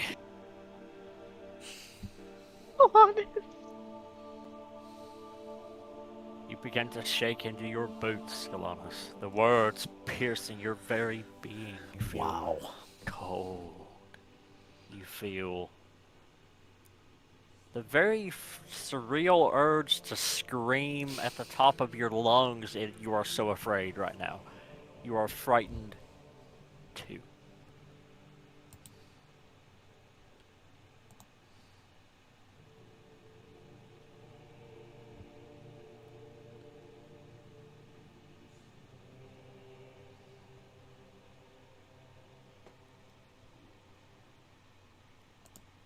Everyone else, you can see this. Scalanus is quite literally quaking in his boots. He's shaking, he's shivering. Wow. His eyes locked on where this bear came from. Then the bear, finish that foul thing, as he gives an order to the cultist. And his turn is complete. What's that little button you use, Fritz, to pop out the encounter window? Right click over the fist. Makes life so much easier. Oh, yes. Alright, Scalanus, you are up. You are quaking in your boots. What is happening? What is happening? What is happening? As I grab at my head, I drop my bow and arrow to the floor. They're dropped.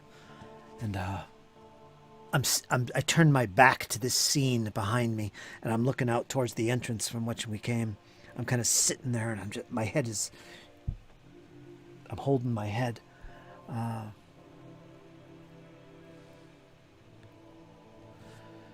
So essentially, I'm going to take a -2 status penalty on a bunch of stuff.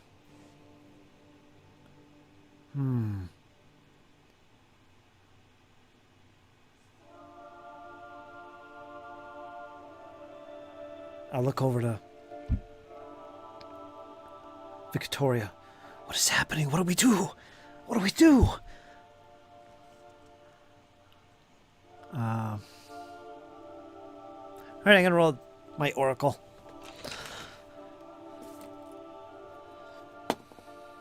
All right. Scalanus turns abruptly. Wasted an action. So I got 2 actions. I'll waste an action. I got 2 actions left. I draw my rapier and my dagger. Is that 2 actions? Well, you have quick draw on 1. I'll just quick draw the sword then. Forget that. So that's 1 action. That is technically 2 actions though, isn't it? I think it is. They've drawn a weapon at the same time, each hand. Yeah. That would be 2 actions. Anyway, I'll draw the rapier, and I'm going to turn beyond the pillar towards these 3 guys, let out a scream, and I'm going to slide my way down here. You tell me if I jump or anything. Right to this guy here. 20 feet. Well, we can say that you meander across the rocks and the rubble there. Difficult? That gives you pretty sound footing there. It's not going to cost any of your movement because it's solid packed rock. It's not any loose dirt or anything like that. So you can move over and then down the rubble there and be there. I'll spend my last action cutting into the one that's about to strike this individual that's laying there. If he's close by. He's one of these 2 close to me. He is indeed. All right. But your problem right now is all 4 of them have daggers out. All right, I'll attack the first one, closest one. This one over here. One on the right. Yeah. Alrighty, go ahead and make your attack roll, my good sir.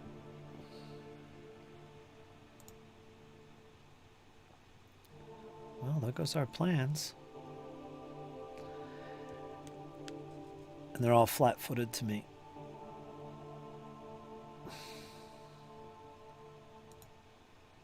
Now, just a question here.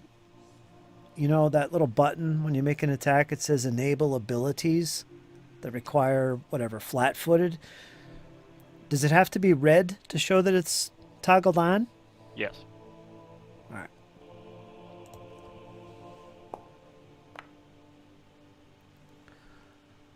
You'll have to make that public. I can't see it.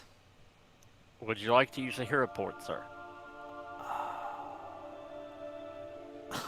I don't have one. All right, that's my turn. And the rogue swings and a miss. Yep, I'm just totally engulfed by fear and insanity at this point. Crabius, you see this. The rogue has completely lost his marbles. He's taken leave of his senses. He has flung himself into the heart of this combat with 4 cultists and a very angry semi-bear shape. He stands alone. What do you do?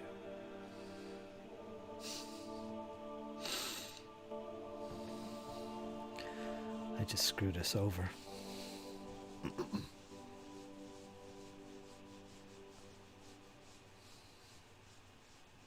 Can you hear us, Jesse?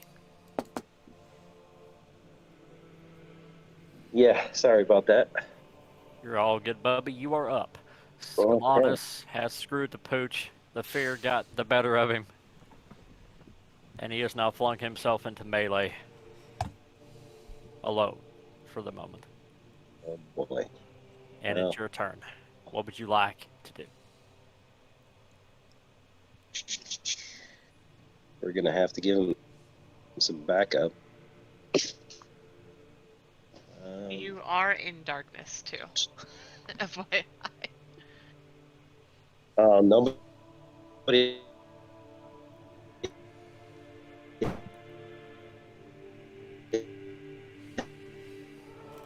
Oh, Jesse, First of all, you're, spit the robot out of your mouth. yeah, you're breaking up.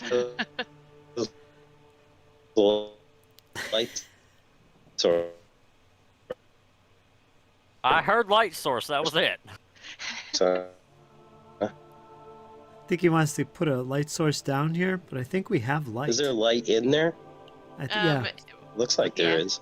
There's light down there, yes. But Hold everything on. else is in darkness.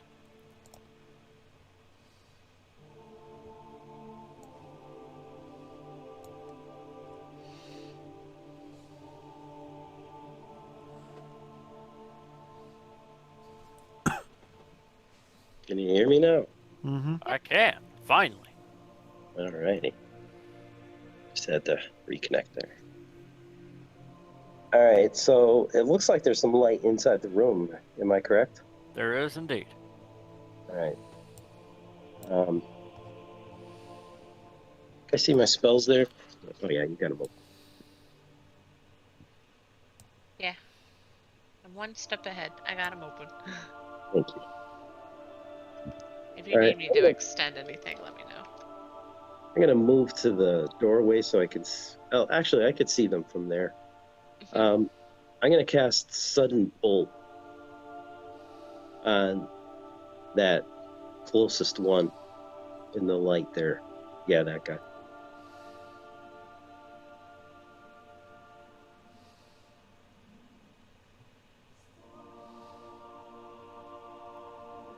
Holy moly. 4d12. Alright, so it has to make a DC 18 basic reflex save.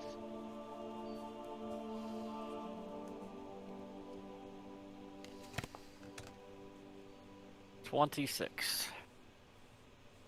So it's a basic. That wasn't a critical success, so... No, so it's going to take half damage. So that's 8. Electricity.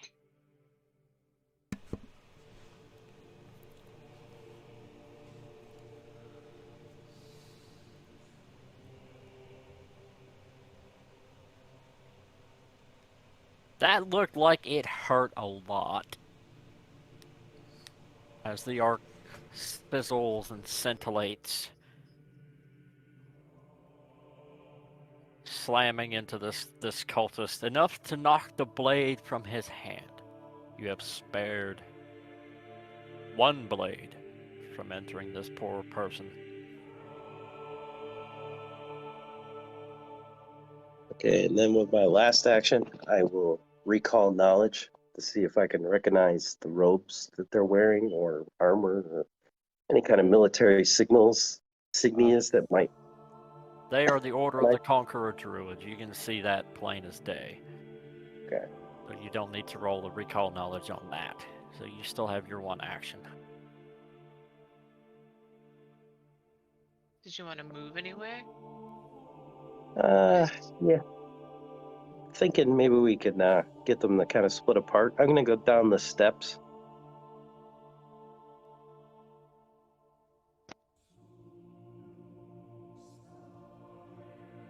Right, this is as far as you can move. So if you want to stop sooner Yeah. than that, or like here or here. Right there's fine.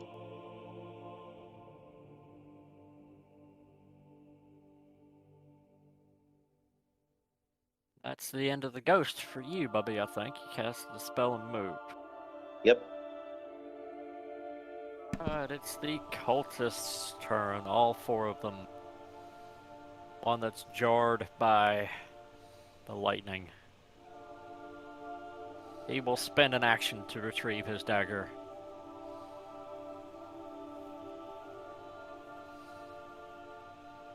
And he's going to retaliate at Scullatus.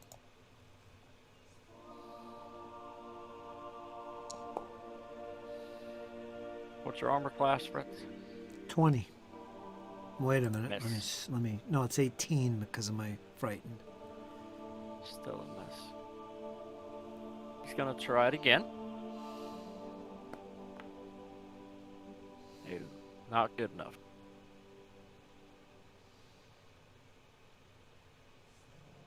The cultist that you tried to attack is going to do you the same favor.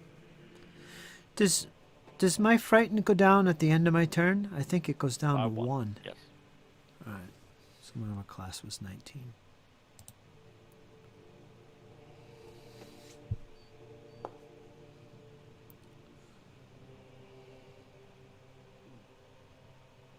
However, he does score with that.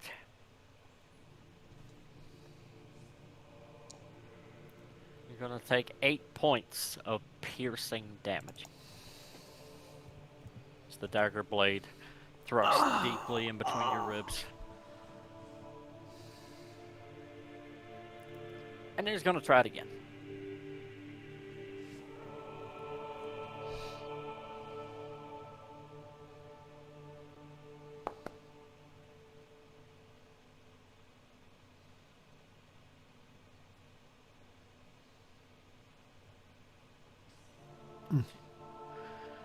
You're going to take some more here, Fritz.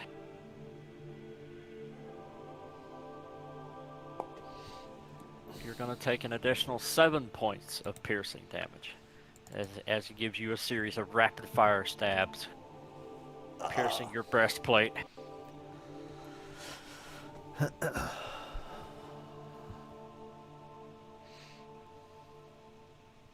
And he's going to get greedy. Try for another one. Oof.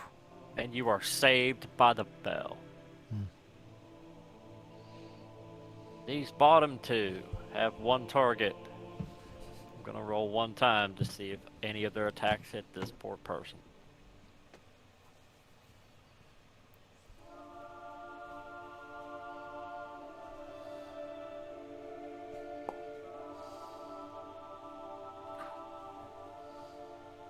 Not only do they hit, it is a critical hit.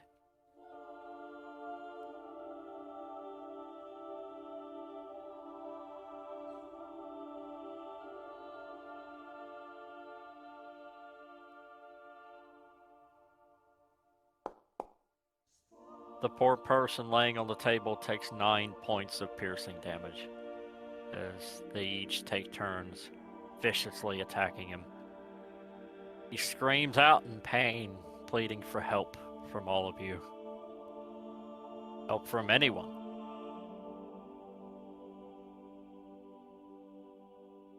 And with that, their turn is complete.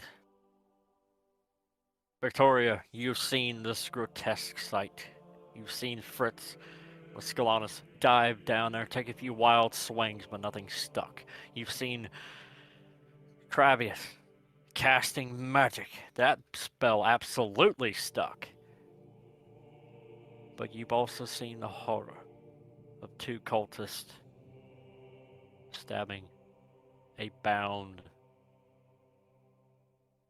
and restrained civilian who is currently pleading and screaming for his life. It is your turn. What would you like to do?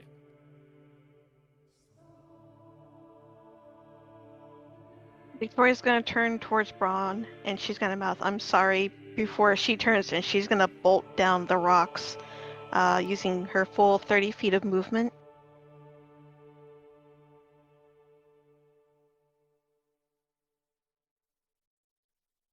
Okay.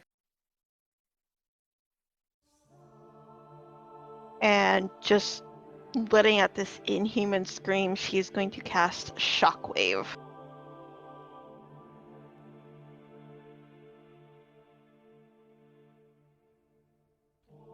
Okay. I need a DC 18 reflex save from all of them.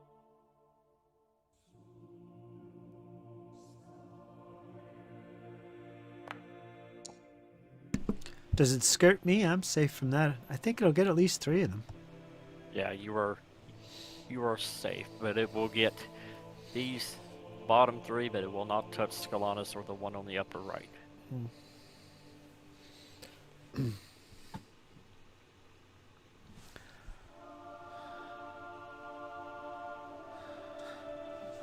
Oh, jeez, you got a critical success.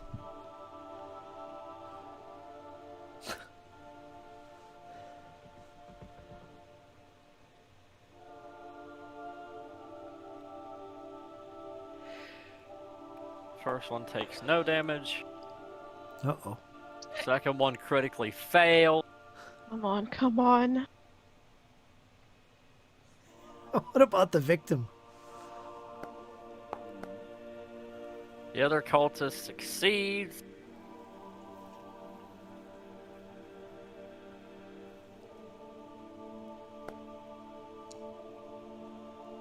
And the victim failed.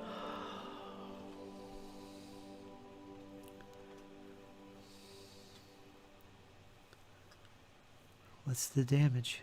1d. Oh.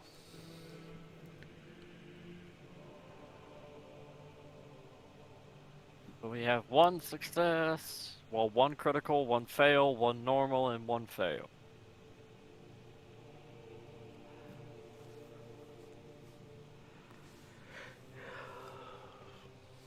That one's unaffected.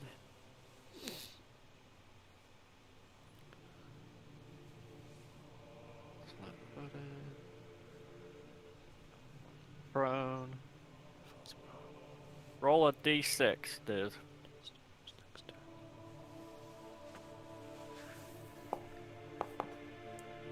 And the poor civilian takes 6 for rolling a 1. He screams even louder in pain, screaming for his mommy now. We're terrible. We're just terrible.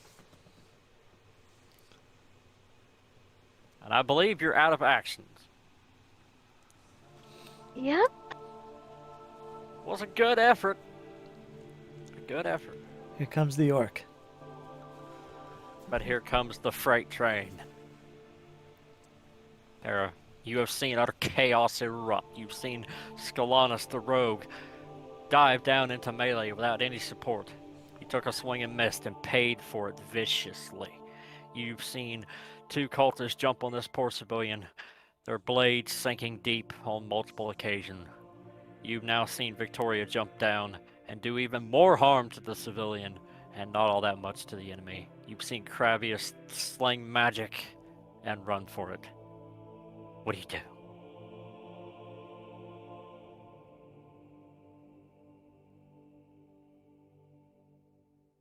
I just want to run in there and slaughter them all. You gonna use sudden charge? Oh, heck yeah. The only problem is I want to kind of rush around, take the stairs, and then use sudden charge. Okay, Just so you're gonna trying spend to- one action to get down to the stairs, and then another action to sudden charge. Okay.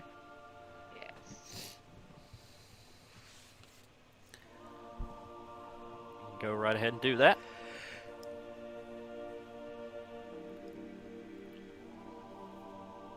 Wee. All right.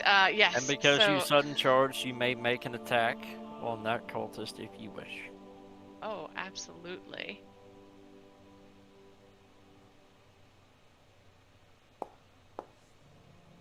Oh, come on. Wow. I got a 2. Well, that is a miss. I figured as much. But that's the end of my turn. Last chance to use a hero point. Last chance. I will use my hero point to bring me back from the brink of death. Thank you. Roger Which that. we all know is about to happen at the start of this next round, unless the bear decides to attack somebody else. Anyways, Well, that is Braun's the end of gonna my pop turn. up here. Ah, Jumps up on the ledge. And you hear this echoing voice. You will claim no one else, creature. He looks around, seeing Skalana still highly frightened. You know what's coming, Fritz. You know what's coming. Yes, I do.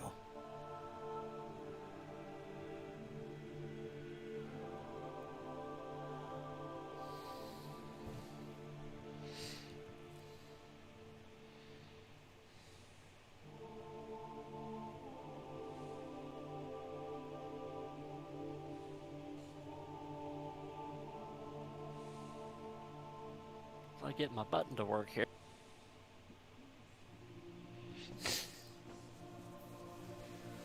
Come on, Mr. Button, come on.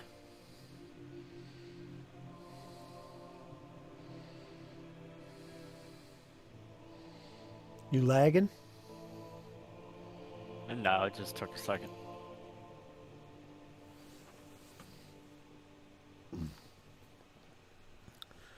There it is.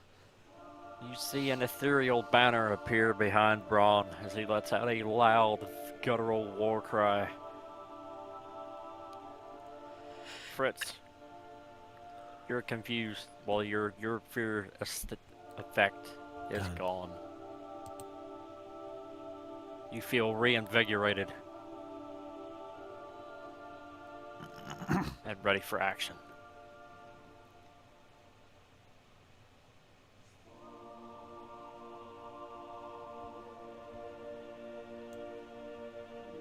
And that's going to be the end of his turn because he jumped up on the wall.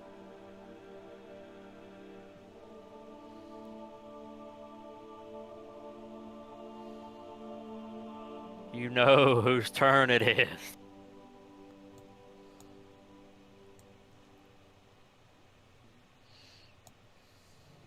Hera, you see before your very eyes, bones crack, hair elongates. It's going to take 2 actions to transform back into a bear. We actually have a proper bearing token here. You see the fangs extend, the muzzle elongate, the claws are sharp.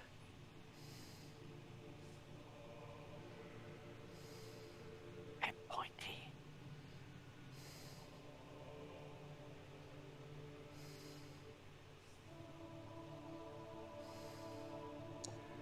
As he lashes them out at you with a 30. okay.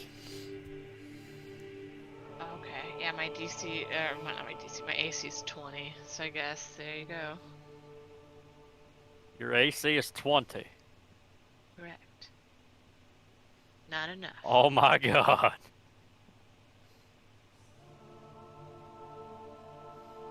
That's a critical hit.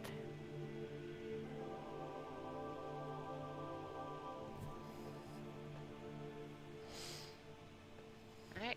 Tell me how much I lose.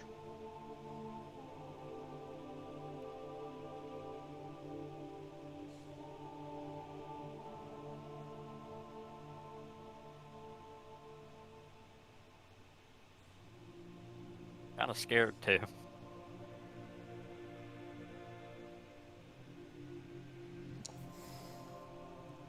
Going to take, what's 17 and 17?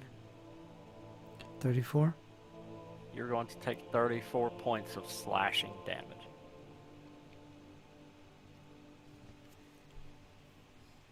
Wow, so I'm still in the game though. As these claws viciously, literally, no pun intended, whack the small orc away. You can hear it huff in satisfaction.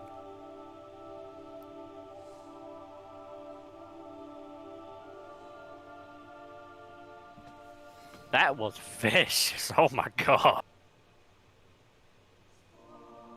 I'm sorry, Rachel. I'm sorry.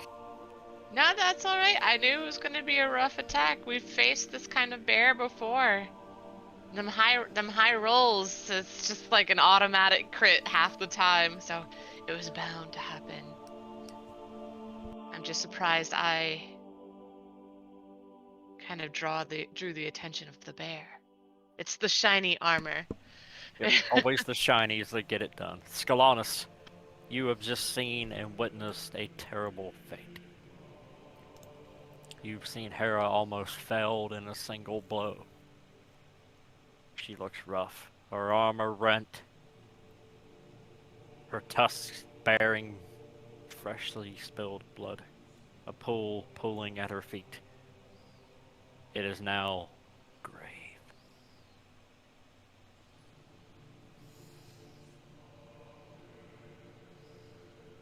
Can Hera reach the bear from her position? Is she too far away? She's not. I don't think you can can. with my weapon. Is it 10 out? feet. Yeah, she can with her weapon. She got reach. Okay. Yep. All right. First thing, Scalanus. He begins to shake himself out of this, and he's got his rapier out, and he's taking this damage and these blows, and he starts to holler out screams of pain and confusion. But then he sees the banner appear. He catches within his eye, and for a split second he feels invigorated. It all comes to focus in his mind. What have I done? What have I done? He starts to get his wits about him. He sees over to his flank. He sees Victoria, and the others have joined him in the fray.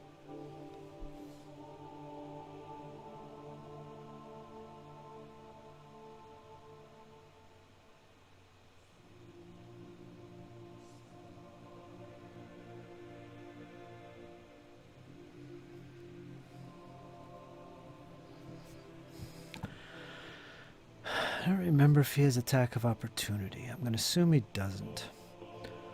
I'm going to... Let's see. I want to move here with my rapier out. Here.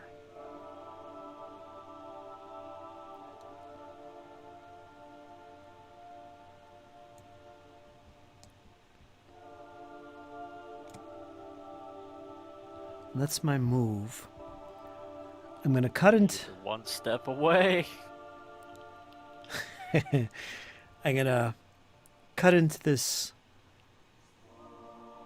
cultist in front of me Okay. with my rapier. Now, I am in a flanked position, by the way, so I need to do that.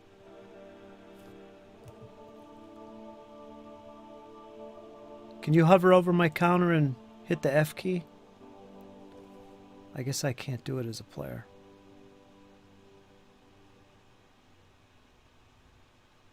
What are you looking for? The flat-footed? Yeah. Assuming I stay here. I'm going to attack this guy in front of me. Okay. Not the bear. With my rapier. Very, very wide. And... Oh, that is a critical hit. yeah.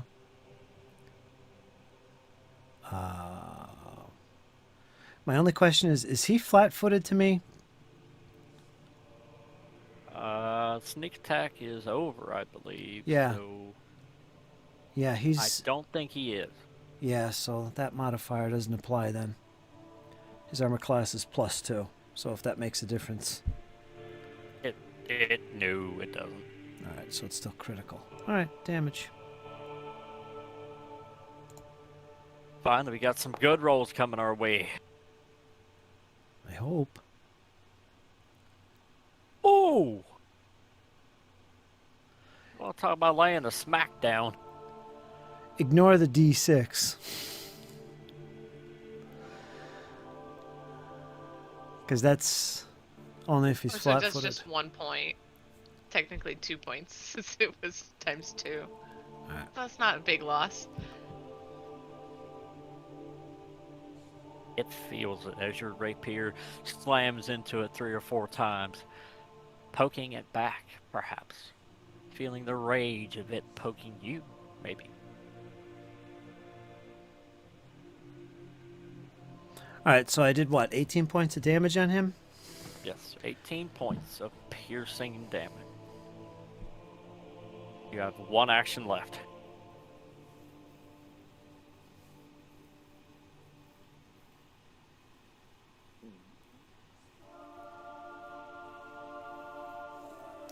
Alright, I'll attack him a second time then. I won't move. I don't know, Jess. He's like, to hell with moving. I'm gonna stay in the lion's jaws, I guess. Nah. All right, sorry guys, I'm here. You good, I'm buddy? You gonna, good? yeah, I'm gonna move up to the Wait reach a of minute, my Bubby. weapon. Hey, wait a minute, Bubby. It And ain't your we're turn gonna yet. thunder strike them. Wait a minute, Bubby. It ain't your turn yet, Bubby. Wait a minute. Okay. I'm just making sure you were here prepared because you're Yeah. next. All right. What did I roll? I can't see it. 1T1 21. will be normal damage. Okay. And it shouldn't be counting the sneak attack. Yeah. 10.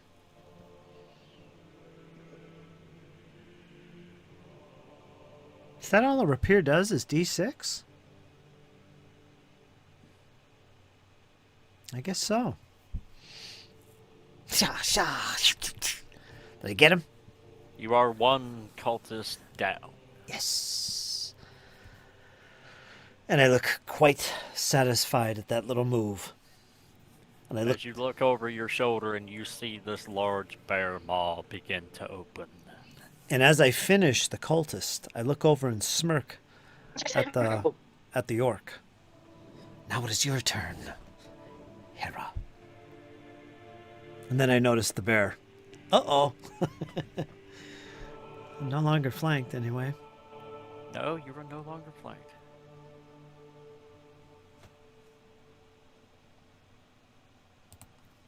Now, Kravius, it is your turn. All right. So, just a clarification here. This bear, do we recognize him? Is he the one that gave us trouble in the beginning? He is the same bear that attacked you before. He appears to be an enemy officer because he does transform much like Braun did. All right. And I think I And clarified this, but I think, Kyle, correct me if I'm wrong, I told everybody that this was the father of Braun. I remember seeing. Indeed. I think I told everybody that. So that's Oh, a thing. yes. Oh yes, this is Braun's daddy.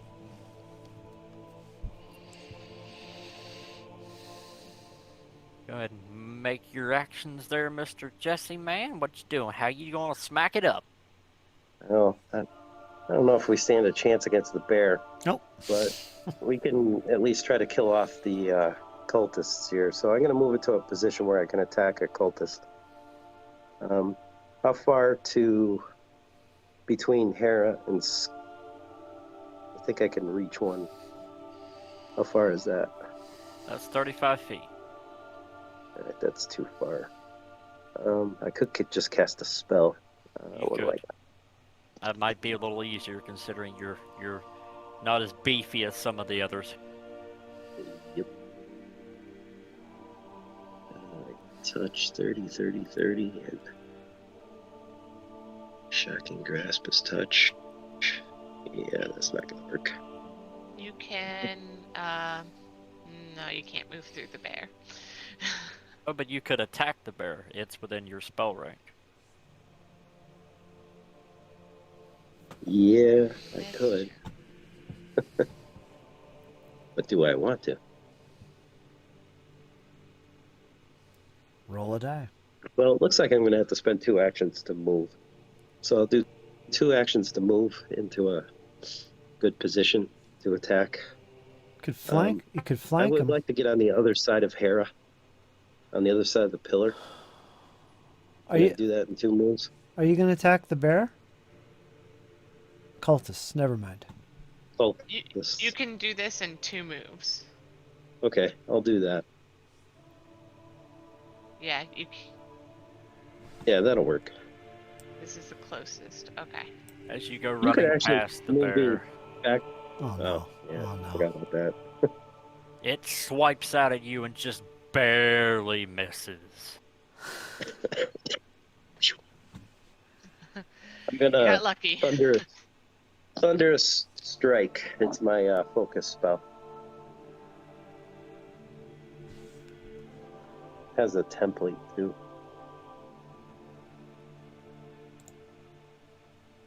Try to position it to get as many of those baddies as possible. That might work right there. Well, Get Stellaris. oh, weird how that works. Well, we'll just say the 2 in front of me to make it easier so I don't hit anybody. Yeah. I don't know why I placed it there. Oh, and they tie the save.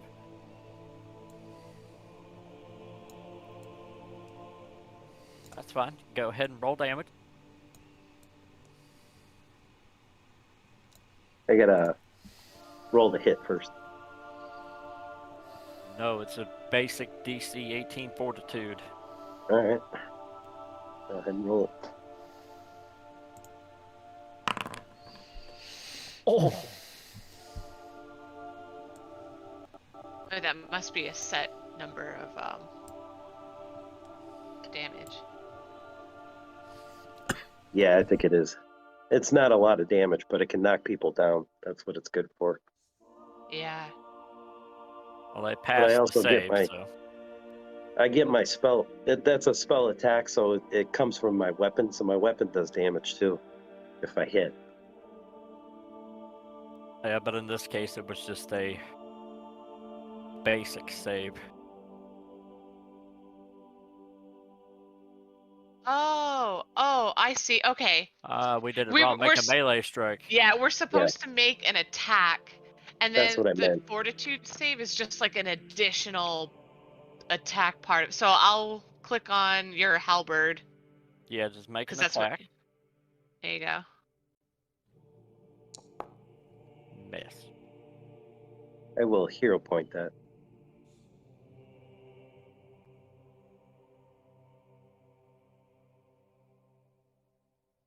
There we go. It.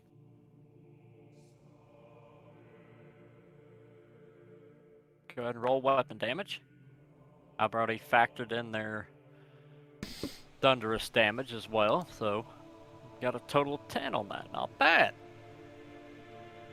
Okay, so you would like do that damage to the guy directly in front of you, and then anybody else hit by the radius gets the additional damage, like the sonic Correct. damage. Yeah, Gotcha. everybody in the cone. That's something. And that's it. I'm done. Or yeah. Okay. Cool. It's now the cultist's turn. Seeing a target-rich environment, it is spoiled for choice.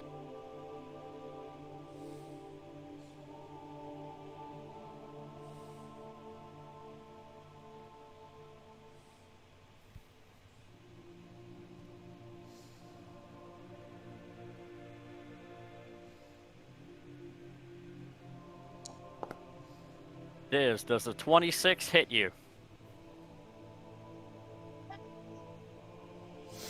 Say what now? He DC is only 18. Not critical.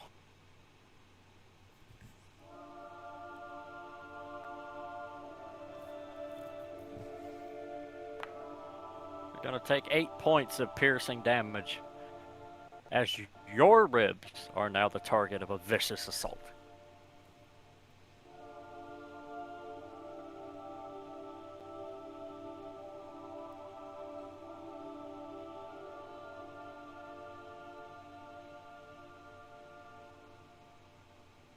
You just hear Victoria cry out in pain as she gets stabbed.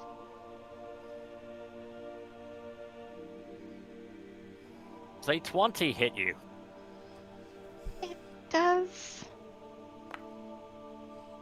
You're going to take an additional 7 points.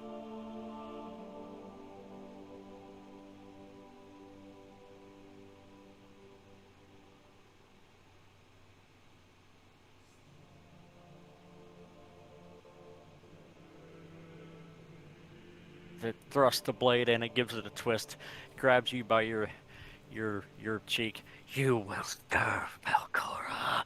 Ah. And it's going to try one more time.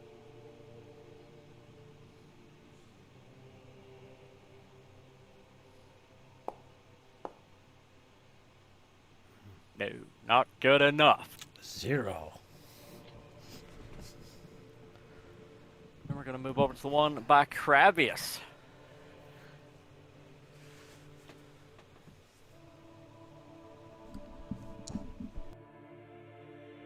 Does a 28 hit you, Mr. Cravius man? It is a hit, not critical. You're going to take 5 points of piercing damage. Okay.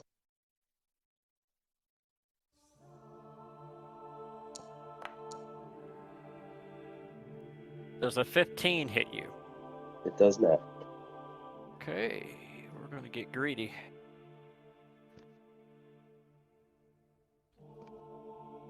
Gonna turn and attack the civilian. And he misses by a mile. Move up to the other guy. He's gonna do something stupid. He's gonna rush in between and he's going to attack Hera.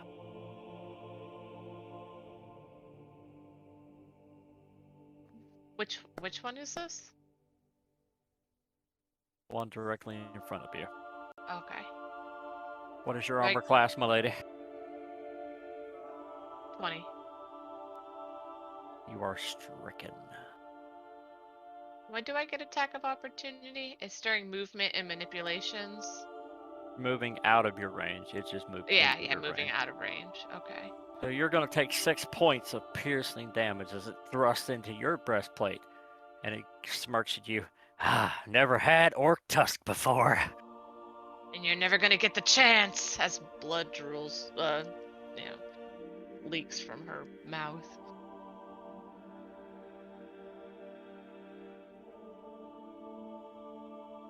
And it's going to stab you again. Yep. Go ahead. Sorry. You're not sorry. I know you're not. You're like, yes, feels great. You're going I to have- take an additional 6 points of piercing damage. Uh-oh. She struggles to stand as she has 1 hit point remaining. That is the end of its turn. Victoria, things have turned dire in a hurry. You see Hera bleeding out. Cravius is taking wounds. You have been mauled. What do you do? Is Victoria grappled? Because of the she is cultist not. grabbing hold of her. Okay. Was just for RP flare? Alright. So she's gonna look up in the cultist, spit directly in his face, and then she's gonna reach out towards the bear. Like she's gonna try and drag herself to about right here. With her moving there, does she get possible flanking On what? with either Scalanis or Hera being where they are? No. Okay. With that being said, she's gonna reach out, grab a hold of the bear with both her hands, and You- she's going to cast. You might get flanking if you move 5 more feet to the west. You might. That's up to Kyle. I'm thinking of You would need to move another 5 to get flanking, dude. Which you have the movement. That'll- Mid spell. that'll drop his armor class by 2. That's the whole point of that. I'll be right back. Yeah, but you would need to move at least another 5 feet to get flanking. He's already a mid spell. You can still take a 5-foot step, and then we say the spell goes off after that. All right. But being difficult.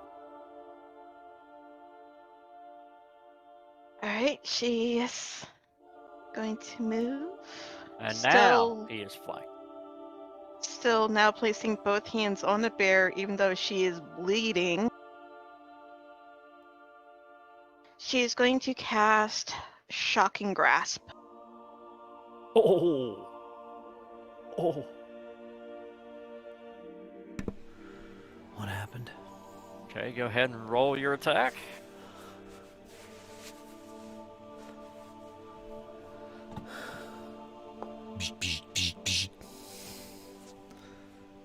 Hit.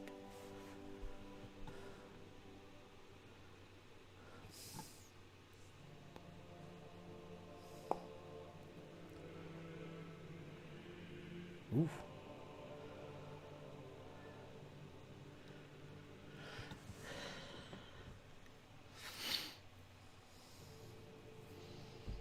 That's pretty good.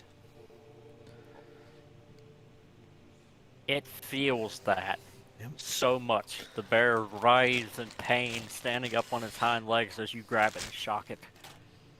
It has more of an effect than you had anticipated, or perhaps your magic was just more in tune with nature, perhaps. But it did a little more than you would have thought, anyway. It's going to be the end of her turn.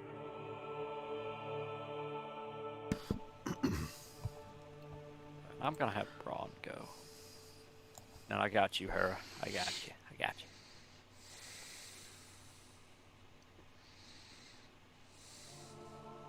You know what's coming, Fritz. You know what's coming. I don't know. You all would see another ethereal banner appearing. Though this one seems crisper, clearer, more focused. And she lets out another bellowing cry, urging you all to fight on. You all see little wisps of air circling around your weapon. You are now under the effect of the Banner of Might. You gain a +2 circumstance bonus to damage till the end of this combat. So make a note that everybody within 30 feet has +2 damage.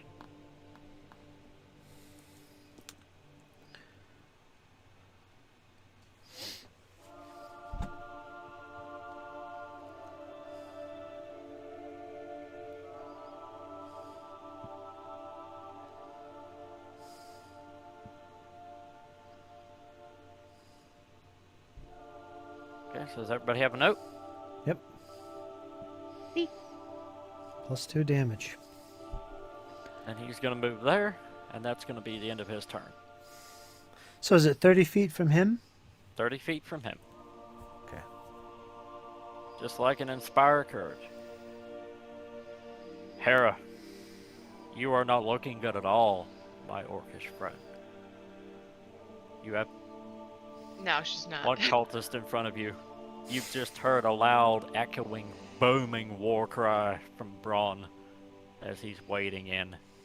You can see this little swirling energy around your weapon. You have been granted a boon of some sort.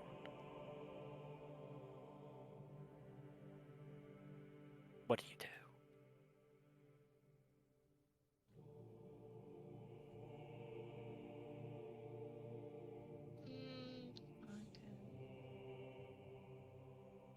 I want to kind of tumble through to get to this side. Okay, please make me an athletics check. Where I pinged, is that even a place I can stand? Or is that where the body of the, person The body was? of the fellow is on up by close to where Braun is. Actually, you could just take a 5-foot step around. So that's just a signia on the floor. It's not actually like a hole or something. So you could actually just literally step around and get in between them. Oh, okay. I wasn't sure if it was like a column, kind of like up here. No. Oh, all right, yeah. Or however that is. Eh. So I make my movement, and then I'm going to power attack this guy. Okay, but you realize you are now flat-footed. Yeah, that's fine. There it is. I have 1 hit point. They can sneeze on me, and I will go down. Is that guy prone? He actually is prone from the shockwave. Well, from the thundering surge or whatever Jesse's spell was. Thunderous strike. Yeah, thunderous strike. Well, I got a 25 to attack him. That will be a critical hit. Yep. Remember the +2. That's gonna be brutal. No, it's just 16. That's including the +2. 16. I rolled a 3 and a 1. It's critical though, isn't it? 27? Yep. 2 times? Wow. Alright. Okay. Describe how you fell this creature. Well, 16 is the total. I'm assuming we add the +2 after, but Yeah, that no, she. So that makes it 18 in totality. I get where you were coming from. Yeah. the two would be added to whatever you normally roll, and that's doubled. The only thing that isn't doubled is stuff that affects critical damage, like critical specialization bonuses. So you would get that doubled. Yep, so she gets a +4 instead of a +2 because it went crit. And that does work with magical spells, by the way. Yeah. Oh, nice. That's good to know for the spellcasters here. That's the main reason why I want to play that in Abomination Vaults. Yes, it is. They're not. They know to call here.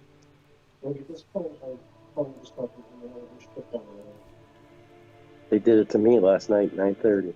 We'll edit that out. And sure enough, tonight they asked me to do it again. So you took a 5-foot step and power attack. I believe you're done. I am. Yep. I couldn't see. Now.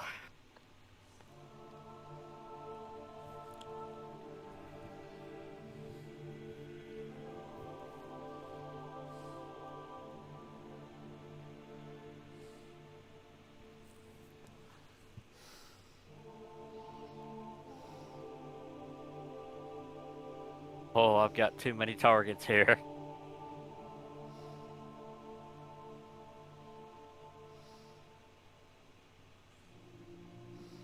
Oh, and the druid draws the wrong end of the stick.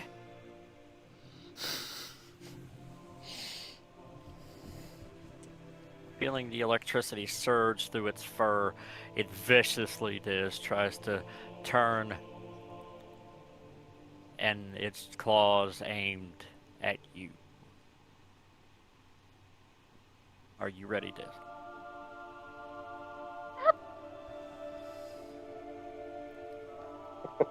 Rolls a 4. 16. Dodge it. What? Did it hit? Hold the button. AC is 18. Missed. Oh. I'm distracting it. 12 on the second attack.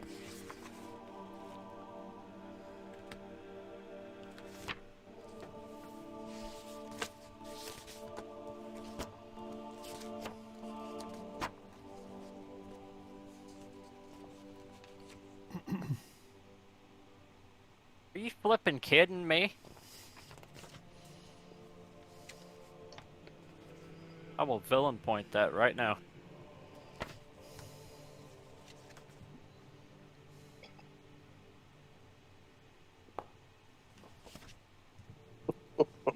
Yep, nope, that's nada.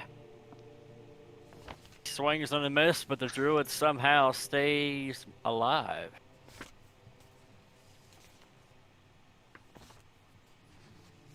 Kalanis, you have just witnessed a miracle. Victoria's alive. She has escaped the claws and jaws of despair. But you, however, are still caught between a rock and a hard place. 2 cultists on your right, and a giant bear on your left. What do you do? Where is the action? Distract. Where is that? I can't find it in skills. Make create a diversion. Yeah, is that it? Where is I think that? that's the closest you have. It's not. I can't Does see it in not give skills. me. It's a mental skill action. I can probably give you the sources and details. No, it just says core rulebook. No page numbers.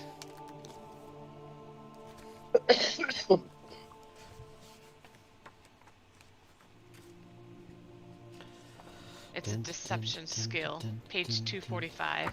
Oh, is it? Oh. But is it a manipulate action? No, I just it want just to says mental. take a quick look. It just says mental. Oh, the action gains the manipulate trait. Ah. Oh, that's only if you use a gesture or trick.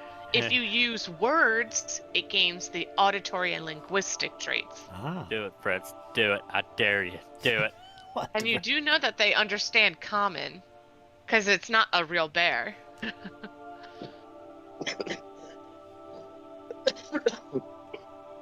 And what's the results? Like my first time ever hearing about this. You attempt a single deception check and compare it to the perception DC of the creatures whose attention you're trying to divert. Whether You're or not, basically trying to taunt it. yeah, just essentially distract it.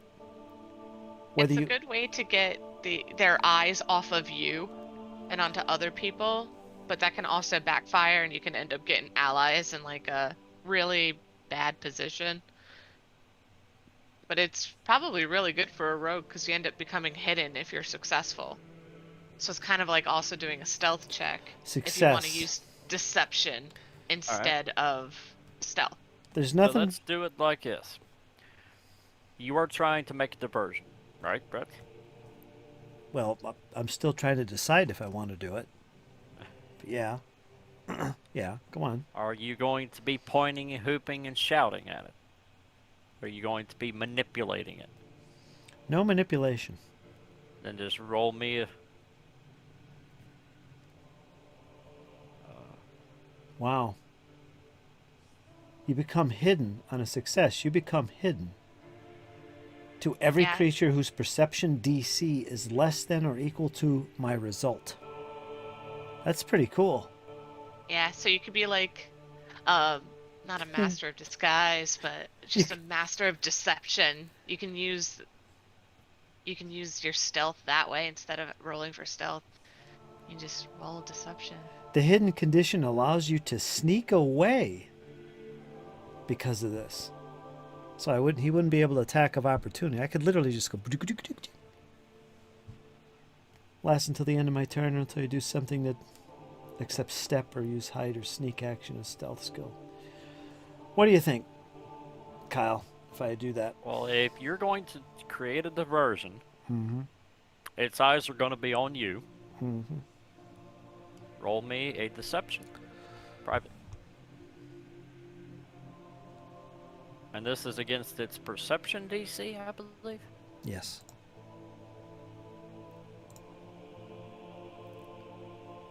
Deception, where are you? Deception, there it is. I got a +5 on that.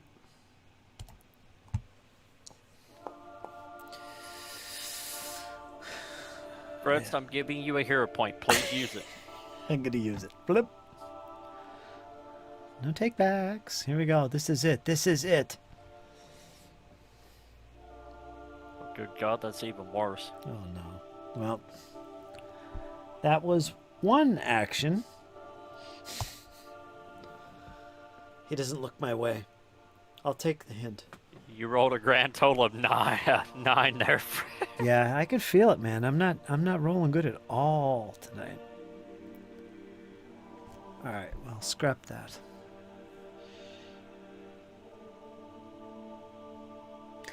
Now I think he's, are you going to count that as flanked? Yes. Alright. Since he's such a big target, yes. All right, my second action, I'm going to whip around and I'm going to attack this cultist behind me with my first strike. Rapier. Feel the sting of my blade. And once again, I rolled it blind. And he will 18. indeed feel it. Okay. That's normal damage?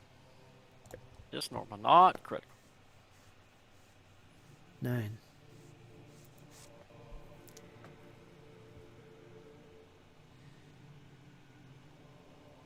And he is flat-footed. Correct. And he felt that. If he's flat-footed, you get sneak attack damage. Do I get that You- +2? you do. Do I get that +2 Yes. to damage? So 11. I already figured it in. All right. But you need to roll your sneak attack since he's flat-footed. Oh, that's right. It's an extra D6. Jesse's right. Yep. Just roll a D6. That's right. Good one, Jesse. 6. See if it's going to be enough to finish this creature. 17 in all. He didn't think I was coming, but I was. He definitely felt it.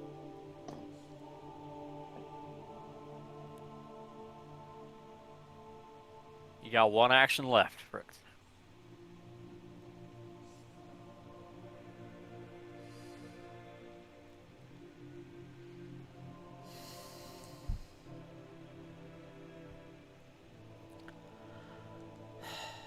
I can see the wheels in his head turning. Do I attack the cultist? Do I attack the bear? It's like you. Do I There's, run? there's so many. Yeah, there's so many things here.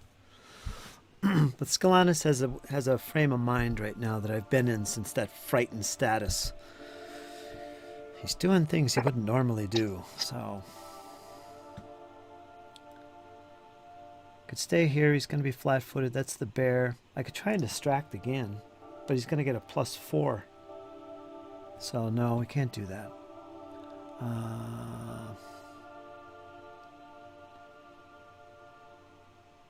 All right, I'm going to give him a third attack. I'm just going to stand my ground and third attack him. No modifier on this. 16. Miss. All right, I'm Not good enough. Nope, done. Travius, your friends have pulled the enemy away. They were in front of you, and now they're just poof. They're gone. All you see is a very bloodied orc, half orc, and 2 cultists. And then you see Scalanis and the bear. I have a rules question. Okay. The weapons with reach, can you use it to attack through friendlies? Yeah. Yeah, as long as they're, as long as you have a weapon that has reach on it, I don't see why you wouldn't. You could sort of coordinate the, hey, Hera, lift up your arm, Hera, and, do it that way. It's kind of like All right, it's so- kind of like your friends letting you move through your square. You can also do the same thing if you attack. Same kind of thing. All right, so what I'm going to do is I'm going to spell strike the top one with lightning or electrical arc. So I have to hit with my sword first. If I hit, then he's going to get hit with electrical arc as well. Okay. I will say one thing. He will have cover. Because he's in between Hera. That's fine. Alright. All right, so this one up here. Yep. Roll him up, Rachel. Just roll a regular attack first.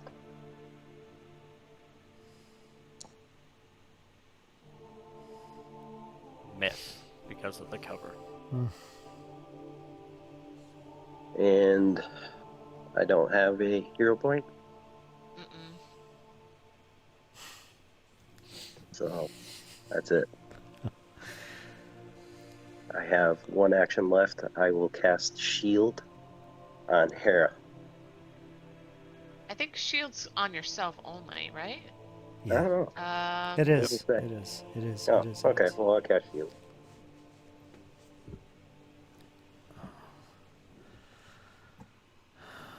Nice.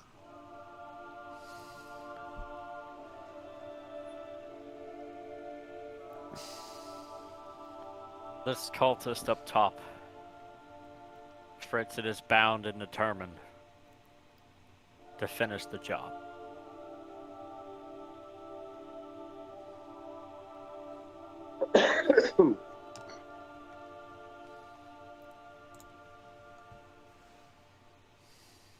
On Hera.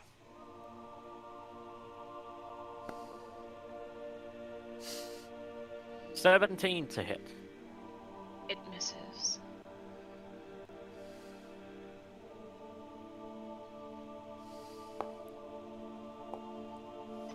And another one. 16. Also misses. Hera's building up a sweat trying to dodge all of these attacks. No. This also misses. Does it? Oh. Yeah, my AC's 20. Wow. Barely. That was too close for comfort. However, the one directly below it is now next. That one's flat-footed, right? Mm-hmm. Yeah. They all are. Everything is. Oh yeah, I guess you're right. That one definitely hits. Not gonna matter. Yeah. How much does it overkill? 5 points of piercing damage as it rapid fire strikes you again. This time the blade biting deeper before he rips it out. He looks very pleased with himself.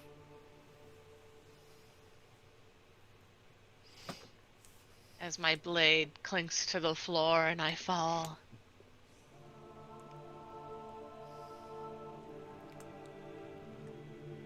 I'm just gonna turn and look at Fritz and do it again. You're a cruel GM. You're crueler than me. You know that, don't you? Cruel. We haven't even got to the bear yet. It's only just beginning.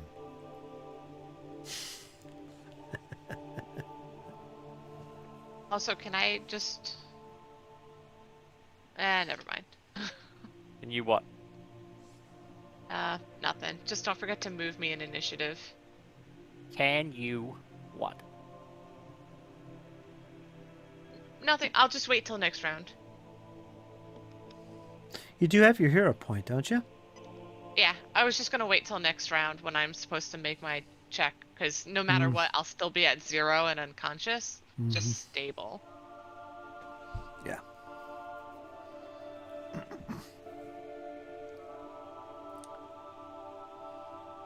There you go. Excellent. You wanted to just go ahead and do that? I'll let you do it if you want. Well, not yet. It would come when her turn comes, when she has to make Oh, the because check. she's trying to use her hero point. Okay, I thought she was trying to do something else there. Nah. Does a 12 hit you, Fritz? Nope.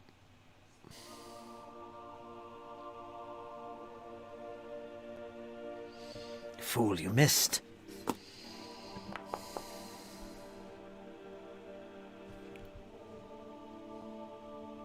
Well, Fritz, we got a problem. What happened? We got a very big problem. Natural 1. He thrusted so hard at you that he actually stabbed the bear in the butt. Okay. I dodge out of the way and shlunk. It sinks deep. Right up the butt. And it deals 2 points of damage. The bear looks over and highly upset. You really upset next turn? You're up next, Victoria. Oh boy. Me and you are keeping the bear flanked. There's that. But what are you? Injured. Injured. I don't know. I got my sleep for my turn. Well, it is your turn, my lady. Still keeping a death grip on the bear's fur. She tries to scream in its ear before you all begin to notice the rumblings of what sounds like thunder as you begin to see swirls of clouds start to form around the bear. Yes. As she casts Uh-oh.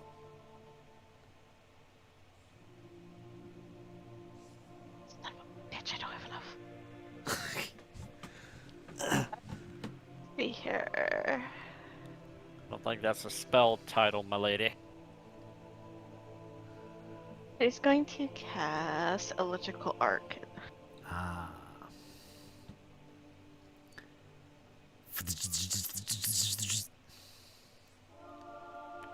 Roll your damage. It passed the save.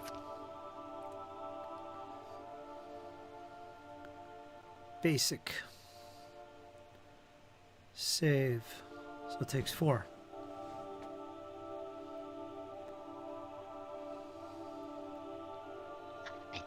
You have 1 action left.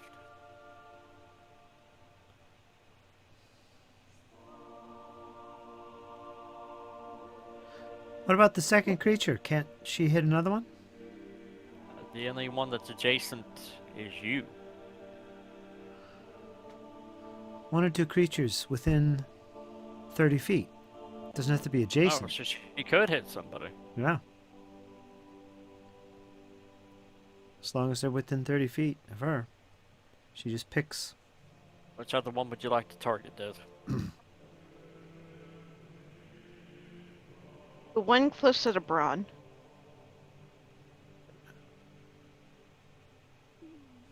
He'll just have to make a save.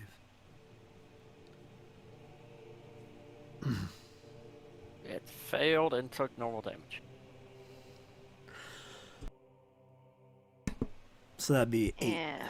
8, right? 8 points of damage. You have Okay. 1 action left. That's good. Good one.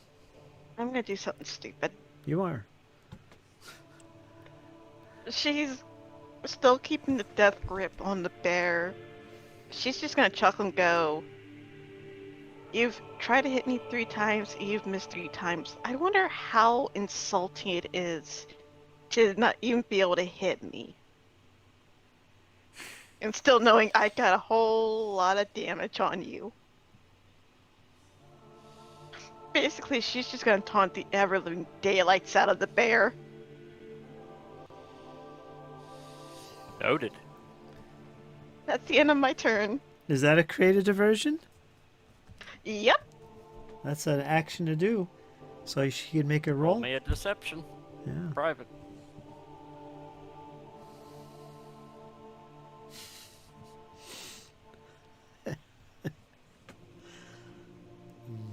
My deception. There it is.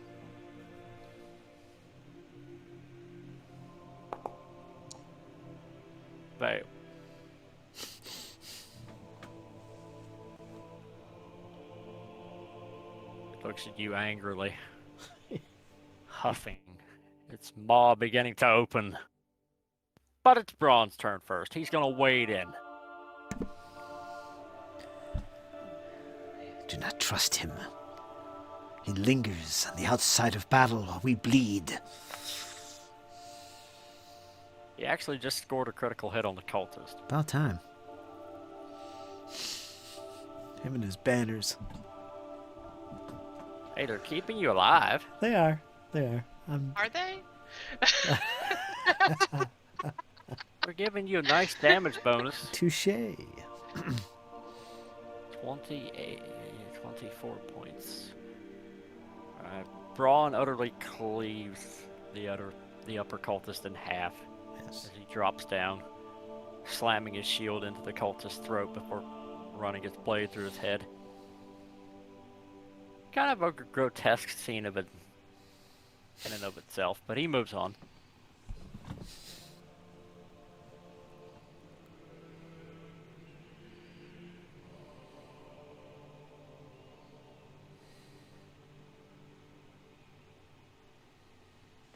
Gonna take a 5-foot step and try to attack the one in between.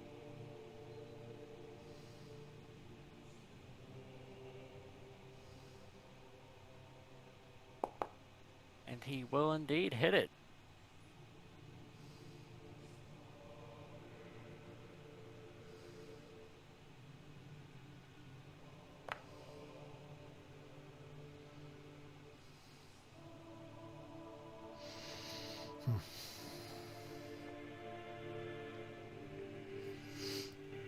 It, much like Hera, has 1 health point left. Wow. And then he's gonna look to you, Skalanis. Tend to the wounded. We will finish here.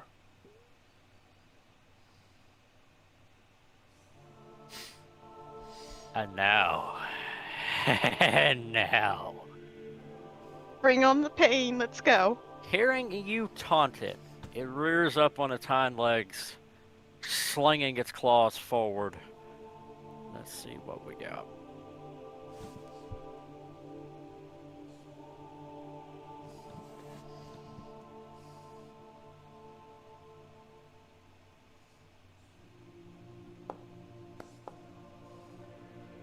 $21. That hits.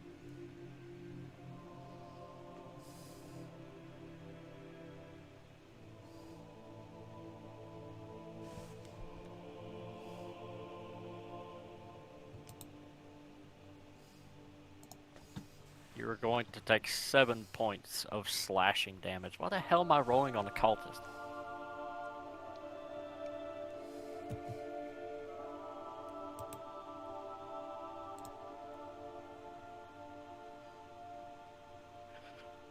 Oh, Des, please forgive me. Go ahead and hit me with it. That is a critical hit.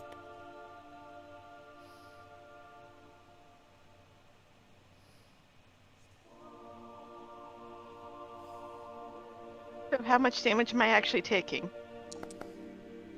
Oh god. You are going to take 28 points of slashing damage.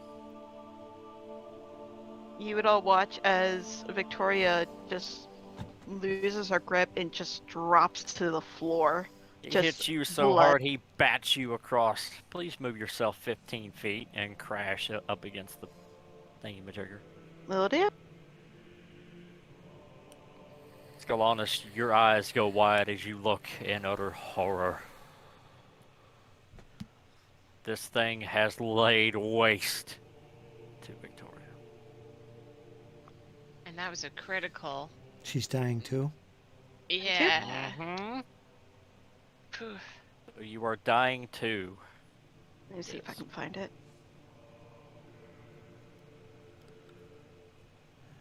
Skalanis.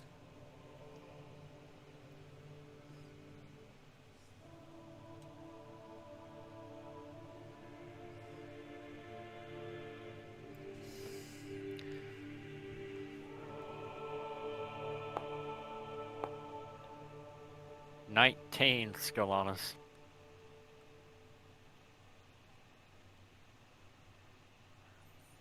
And because I am flat-footed, that hits. Yes, strike me. You're going to take 14 points of slashing damage.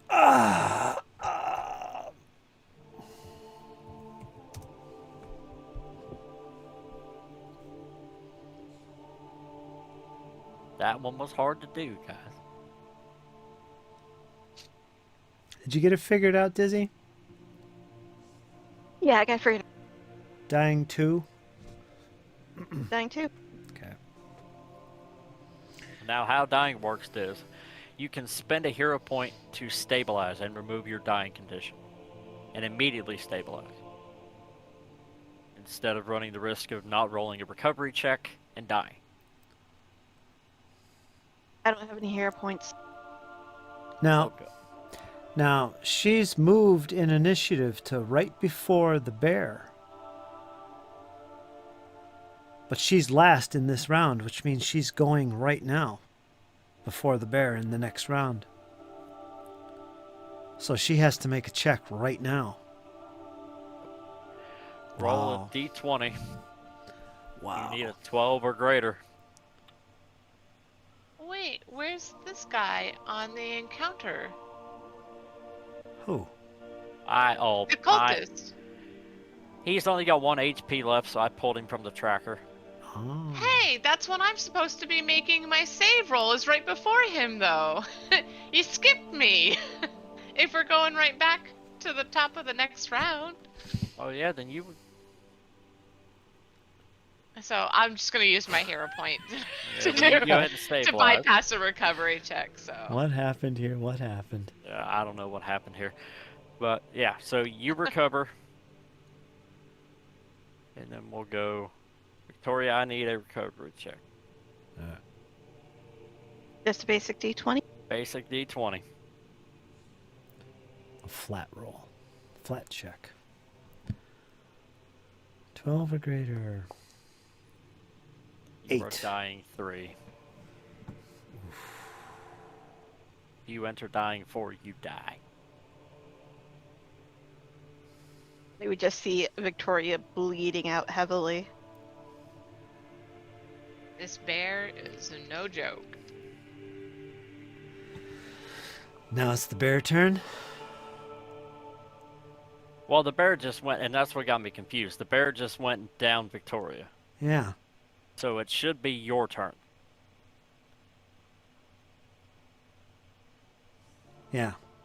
And that's going to be my ruling on it. So you got 3 actions, Fritz.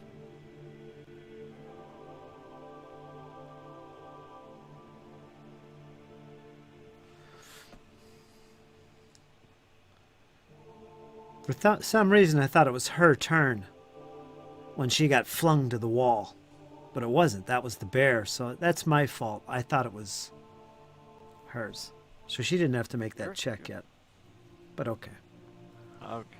Well, I mean, drop yourself back down to dying 2, Diz, and we'll redo that later. Yeah, you weren't up. It's me. Y'all still see her bleeding out. Yeah, you're just a mangled mess laying against the wall. All right.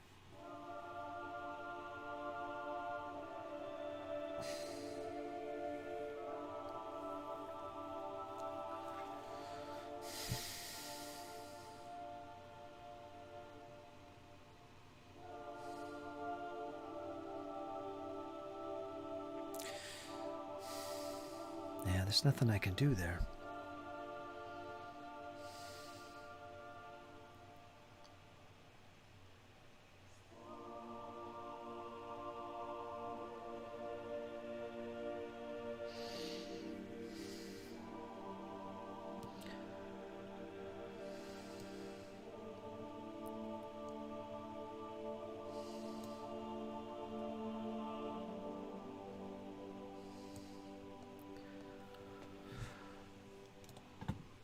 Alright, first thing I'll do is lash into this guy with my rapier. Just gonna attack him.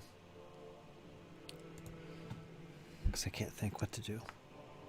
So I slash out Oh. All right.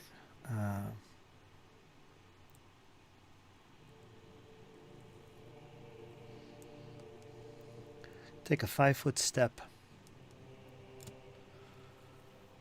And I'll lash out at the guy in front of me with 1 hit point.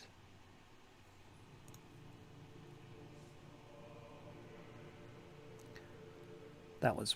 Ignore that. That was wrong. This one counts. 16. Finally. Kill that bastard. Is he dead? Yes. Describe how you eviscerate him. In shock, seeing Victoria thrust against the wall that way in this bear when its back was turned. That's when I struck, and I struck hard. A few cuts left and right, and a pierce up the rib with anger. And I quickly pulled away, hearing the words of Bron. Kind of confused. Everybody's wounded. So I fall back. And as I do so, I cut into this one that looks near half death. Half dead. I grab him by the top of the skull and I pull it back, and my rapier comes across his throat. And his head just goes flopping limp, still stuck to the body, and it falls to the ground.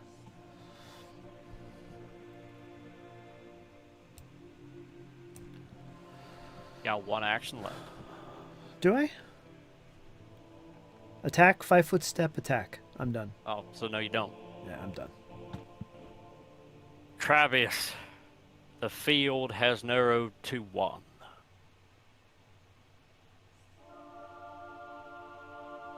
And he ain't even in here. Yeah, I don't see I it. was just going to add that. So, Hera, go ahead and make a tactical decision on what you think he ought to do. Oh boy. Let's see how. Okay, 20 feet away, within line of sight.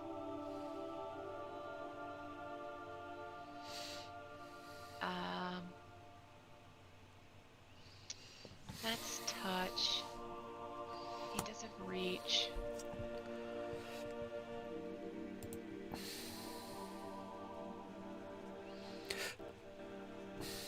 We could just. I just don't want it to be like the death of his character. You know? I think he's pretty safe now. Because we can move and use the spell strike, and this is once again using his halberd. Or we can use produce flame and keep him out of harm's way. Or Roll a bring die. him right up there to use shocking grasp. Alright.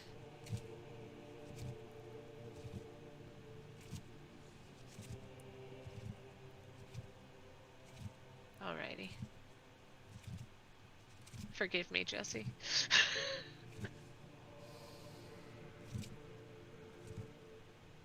I'm just gonna. As we remove you. commend your soul to Aetherius. Alright, using that reach and spell strike.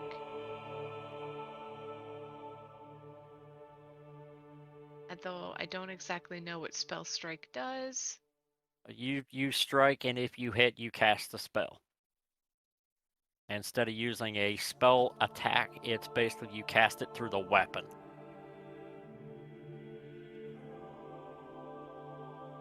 You make a normal Oh. melee attack roll. Yeah, that's what I've got. And he gets a 24 on the bear. Hit. So it does the normal damage plus the spell damage. Yep, plus the spell effect. Spell effect. And what spell did you choose? I can choose cantrips, right? Correct. Yeah, because then it would be produce flame. Ooh. Unless we want to choose shocking grasp. Joe. Roll a die. See what he chose. 50-50. Alright, odds. Produce flame, evens, shocking grasp. He's a d4. Let her roll. Let her roll. 1. 1. Alright, so that was produce flame. I picked odds. Alright, so you roll the weapon damage. Ooh. Nice. And then you roll the spell damage.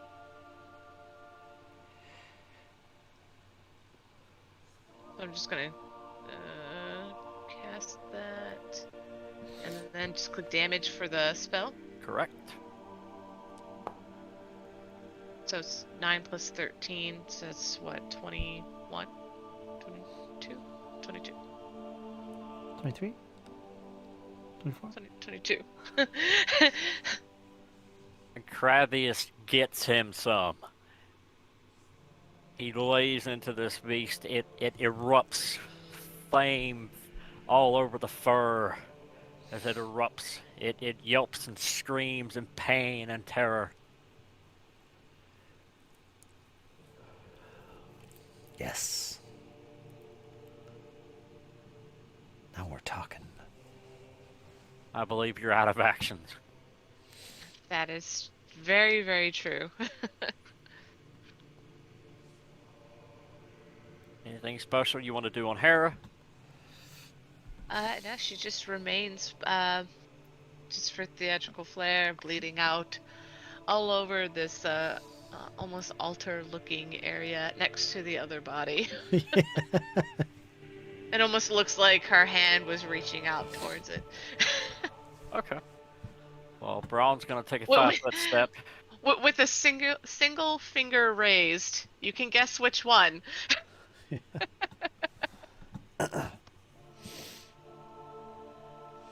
And it is not the thumb. It is not the thumb or the index. But yeah, Braun will take a 5-foot step and he will swing a blade here.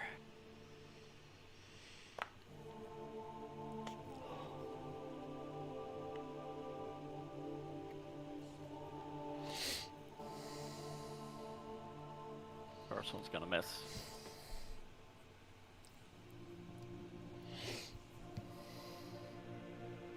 Second one's gonna miss. Good God. Wow.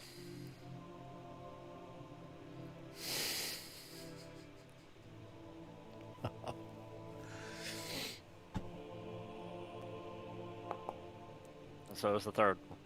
Yep. Wow. I don't like Alright, this now, guy. Victoria, now. Make that recovery check. Yeah. DC 12, flat D20.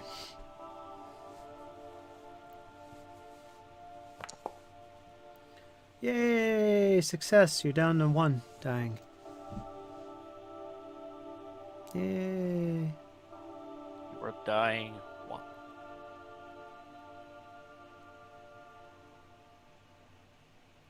But I know. Holy no.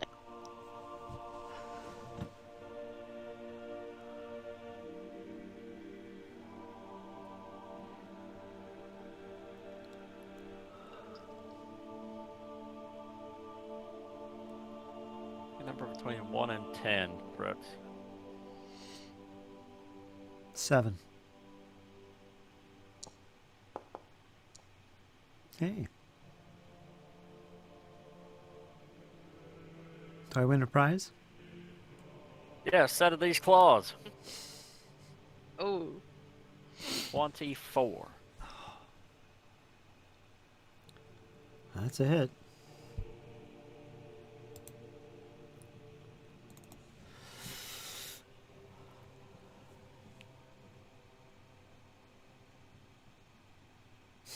Come on, Kyle, roll the damn dice. The suspense. 10 points of slashing damage. Oh! I'm down. Dying 1. Yeah, dying 1 was not a crit. This bear is no joke. It's not a bear. Yes, this transformed bear druid.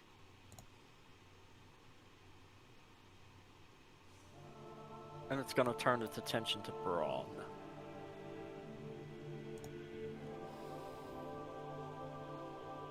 This time it ain't gonna be claws, it's gonna be jaws. Yum yum. He scores a critical hit.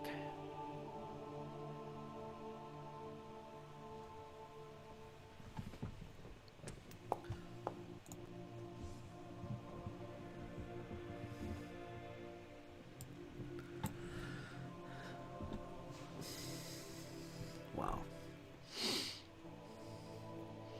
Wow.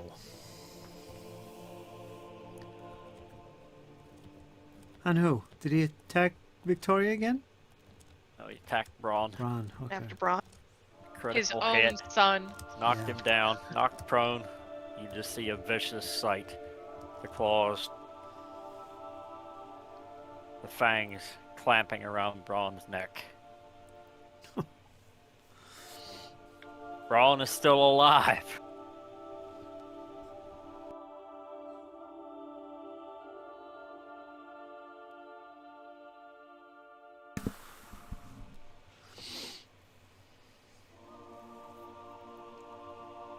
You're down.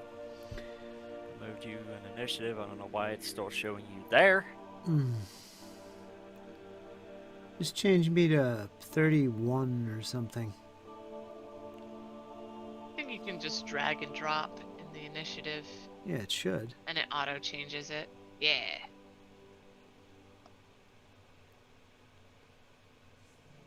Crabius. It is all up to Crabius and Braun right now. Wow. Jeez Louise. Jesse, where are you? I suppose we'll be using the same kind of tactic. Take us home. Rachel, take us home. Might as well use that shocking grasp this time. So let's make, we'll do spell strike, and I'll attack with the halberd. Send us home. Rachel, send us home. Got a 25. Critical hit. Get some. Is it really? Ouch. Is it really a critical hit? 25? Actually, no, it's not, but it's damn close. Well, here, let's get the damage out. Nice, max damage. Yeah. And then we're using shocking grasp, so let's get that. Like when we use spell strike, it's casting the spell too, right? So I click cast. Right. Okay, I don't want to like accidentally use up all this stuff. Cast that, and roll that damage. So 12 plus 13, plus the 2, because you said it's until the end of the Combat, correct. combat. So it's 27 damage.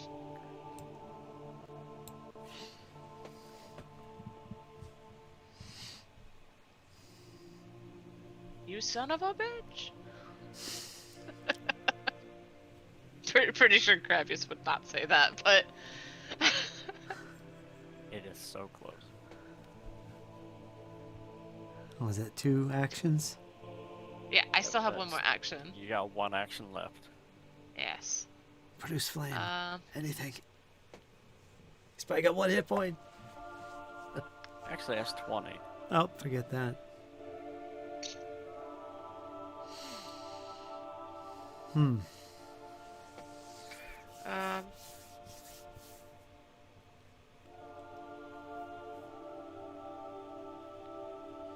Use flame. What's the max that I could do on that? I think he'll just strike.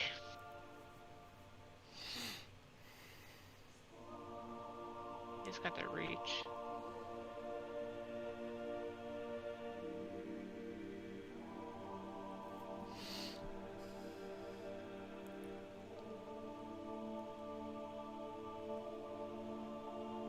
Yeah, because the other one is just 2d4 plus 3, I think.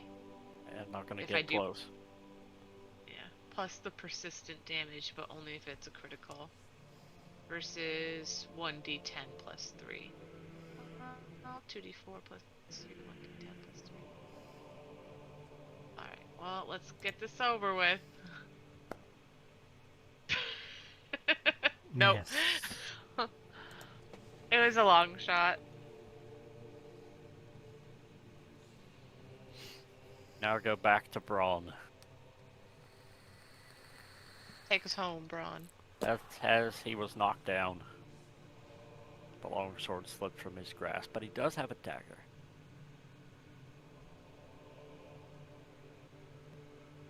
One action to pull it.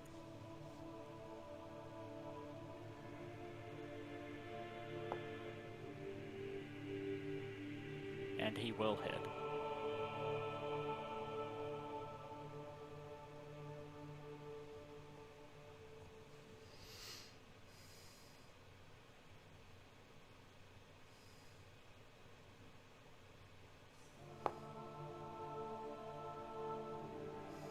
Eight points of piercing damage.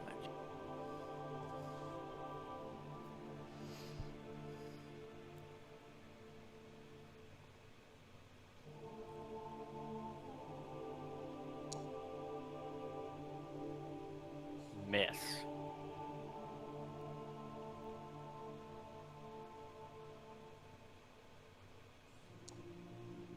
Miss.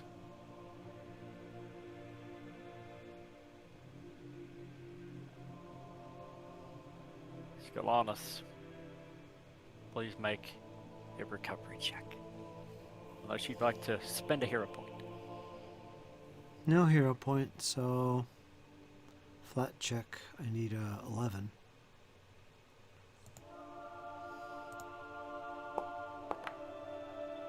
$20. That's a critical success, That's right? a critical success. No, You it's a- remove your dying condition. It's actually a 20. How could you get a critical success with a flat check of 10? You could, if it was 10, I could. It would be a 20. But I needed a 21 to get a 11. critical. Yeah. Yeah. So you Damn it. pass, not crit.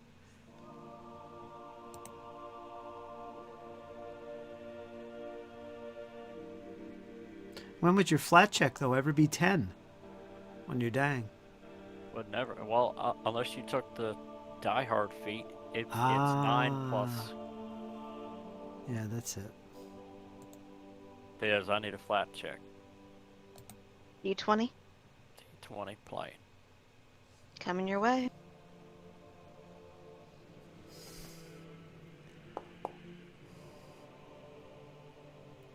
Now You are I no longer understand. dying.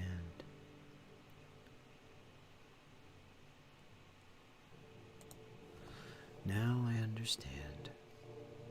Now it's the bear. He's been flamed. He's been shocked. He's been stabbed. He's been poked. He's been slashed. With Kravius' last hit knocked him off Braun. You all see. Well, Braun and Kravius sees a bright purple light. When your eyes clear, the bear has vanished. Oh, I totally would have had him the next one. Next round.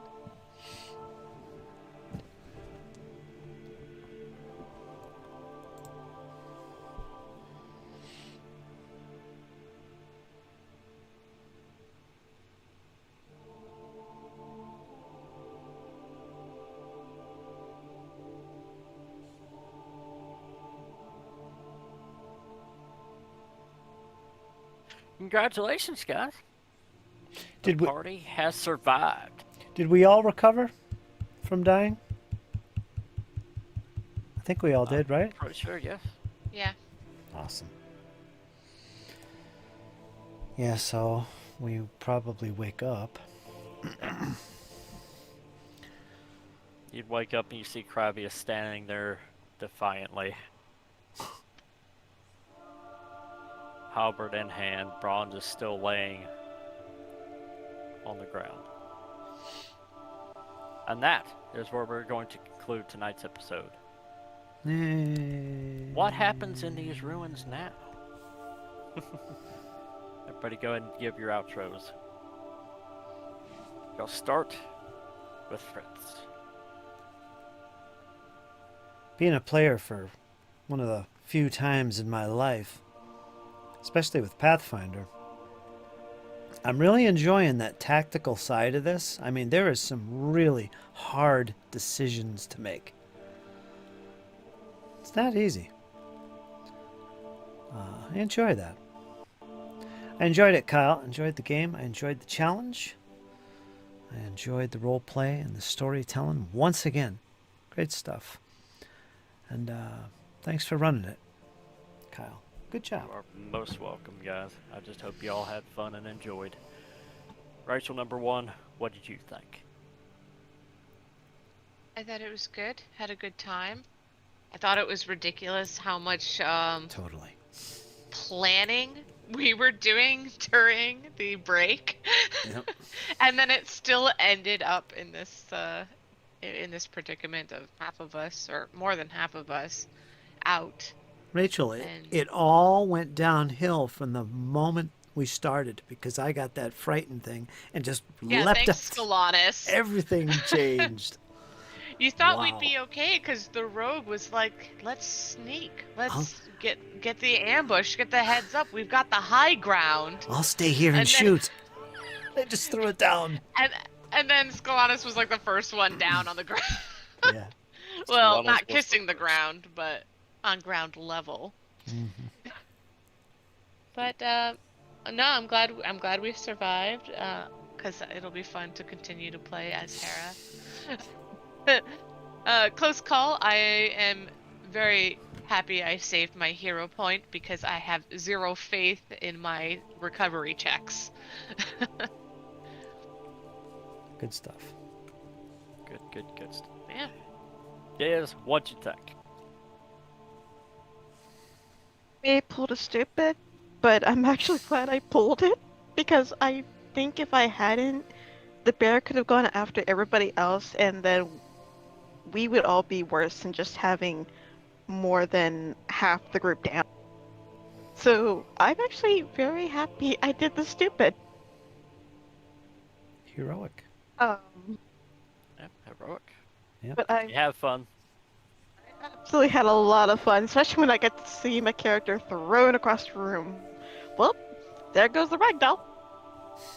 Yeah, that was brutal. But it was really, really fun, and I'm definitely looking forward to the next session. Hey, that's what we like to hear. And from me, guys, I hope you all had fun and enjoyed. The Master of the Order of the Conquerors is a very tough fight and a very tough challenge. But you survived. And you did something this time that you did not do before. You actually damaged this creature. Fought him within an inch of his life. By the end of that combat, we were down to 4 HP left on the enemy. Before he hit the oh shit button and vacated. And we will see you all on the next time. Good night from me. Salute, my friends. And we'll see you on the next one. We will. I now humbly hand the keys back over to you. Thank you. And we will indeed. We'll be back for the next episode 5 of this one, The Wild Beyond. We'll see what's in store for us. We still got to get out of this part of the dungeon. It ain't over. We are limping and near death at this stage, so I don't know what we're going to do at this point. We got lots of questions, that's for sure. But until next time, folks, we'll see you guys in the next episode. Hang in there, folks. It's only going to get better. Trust me.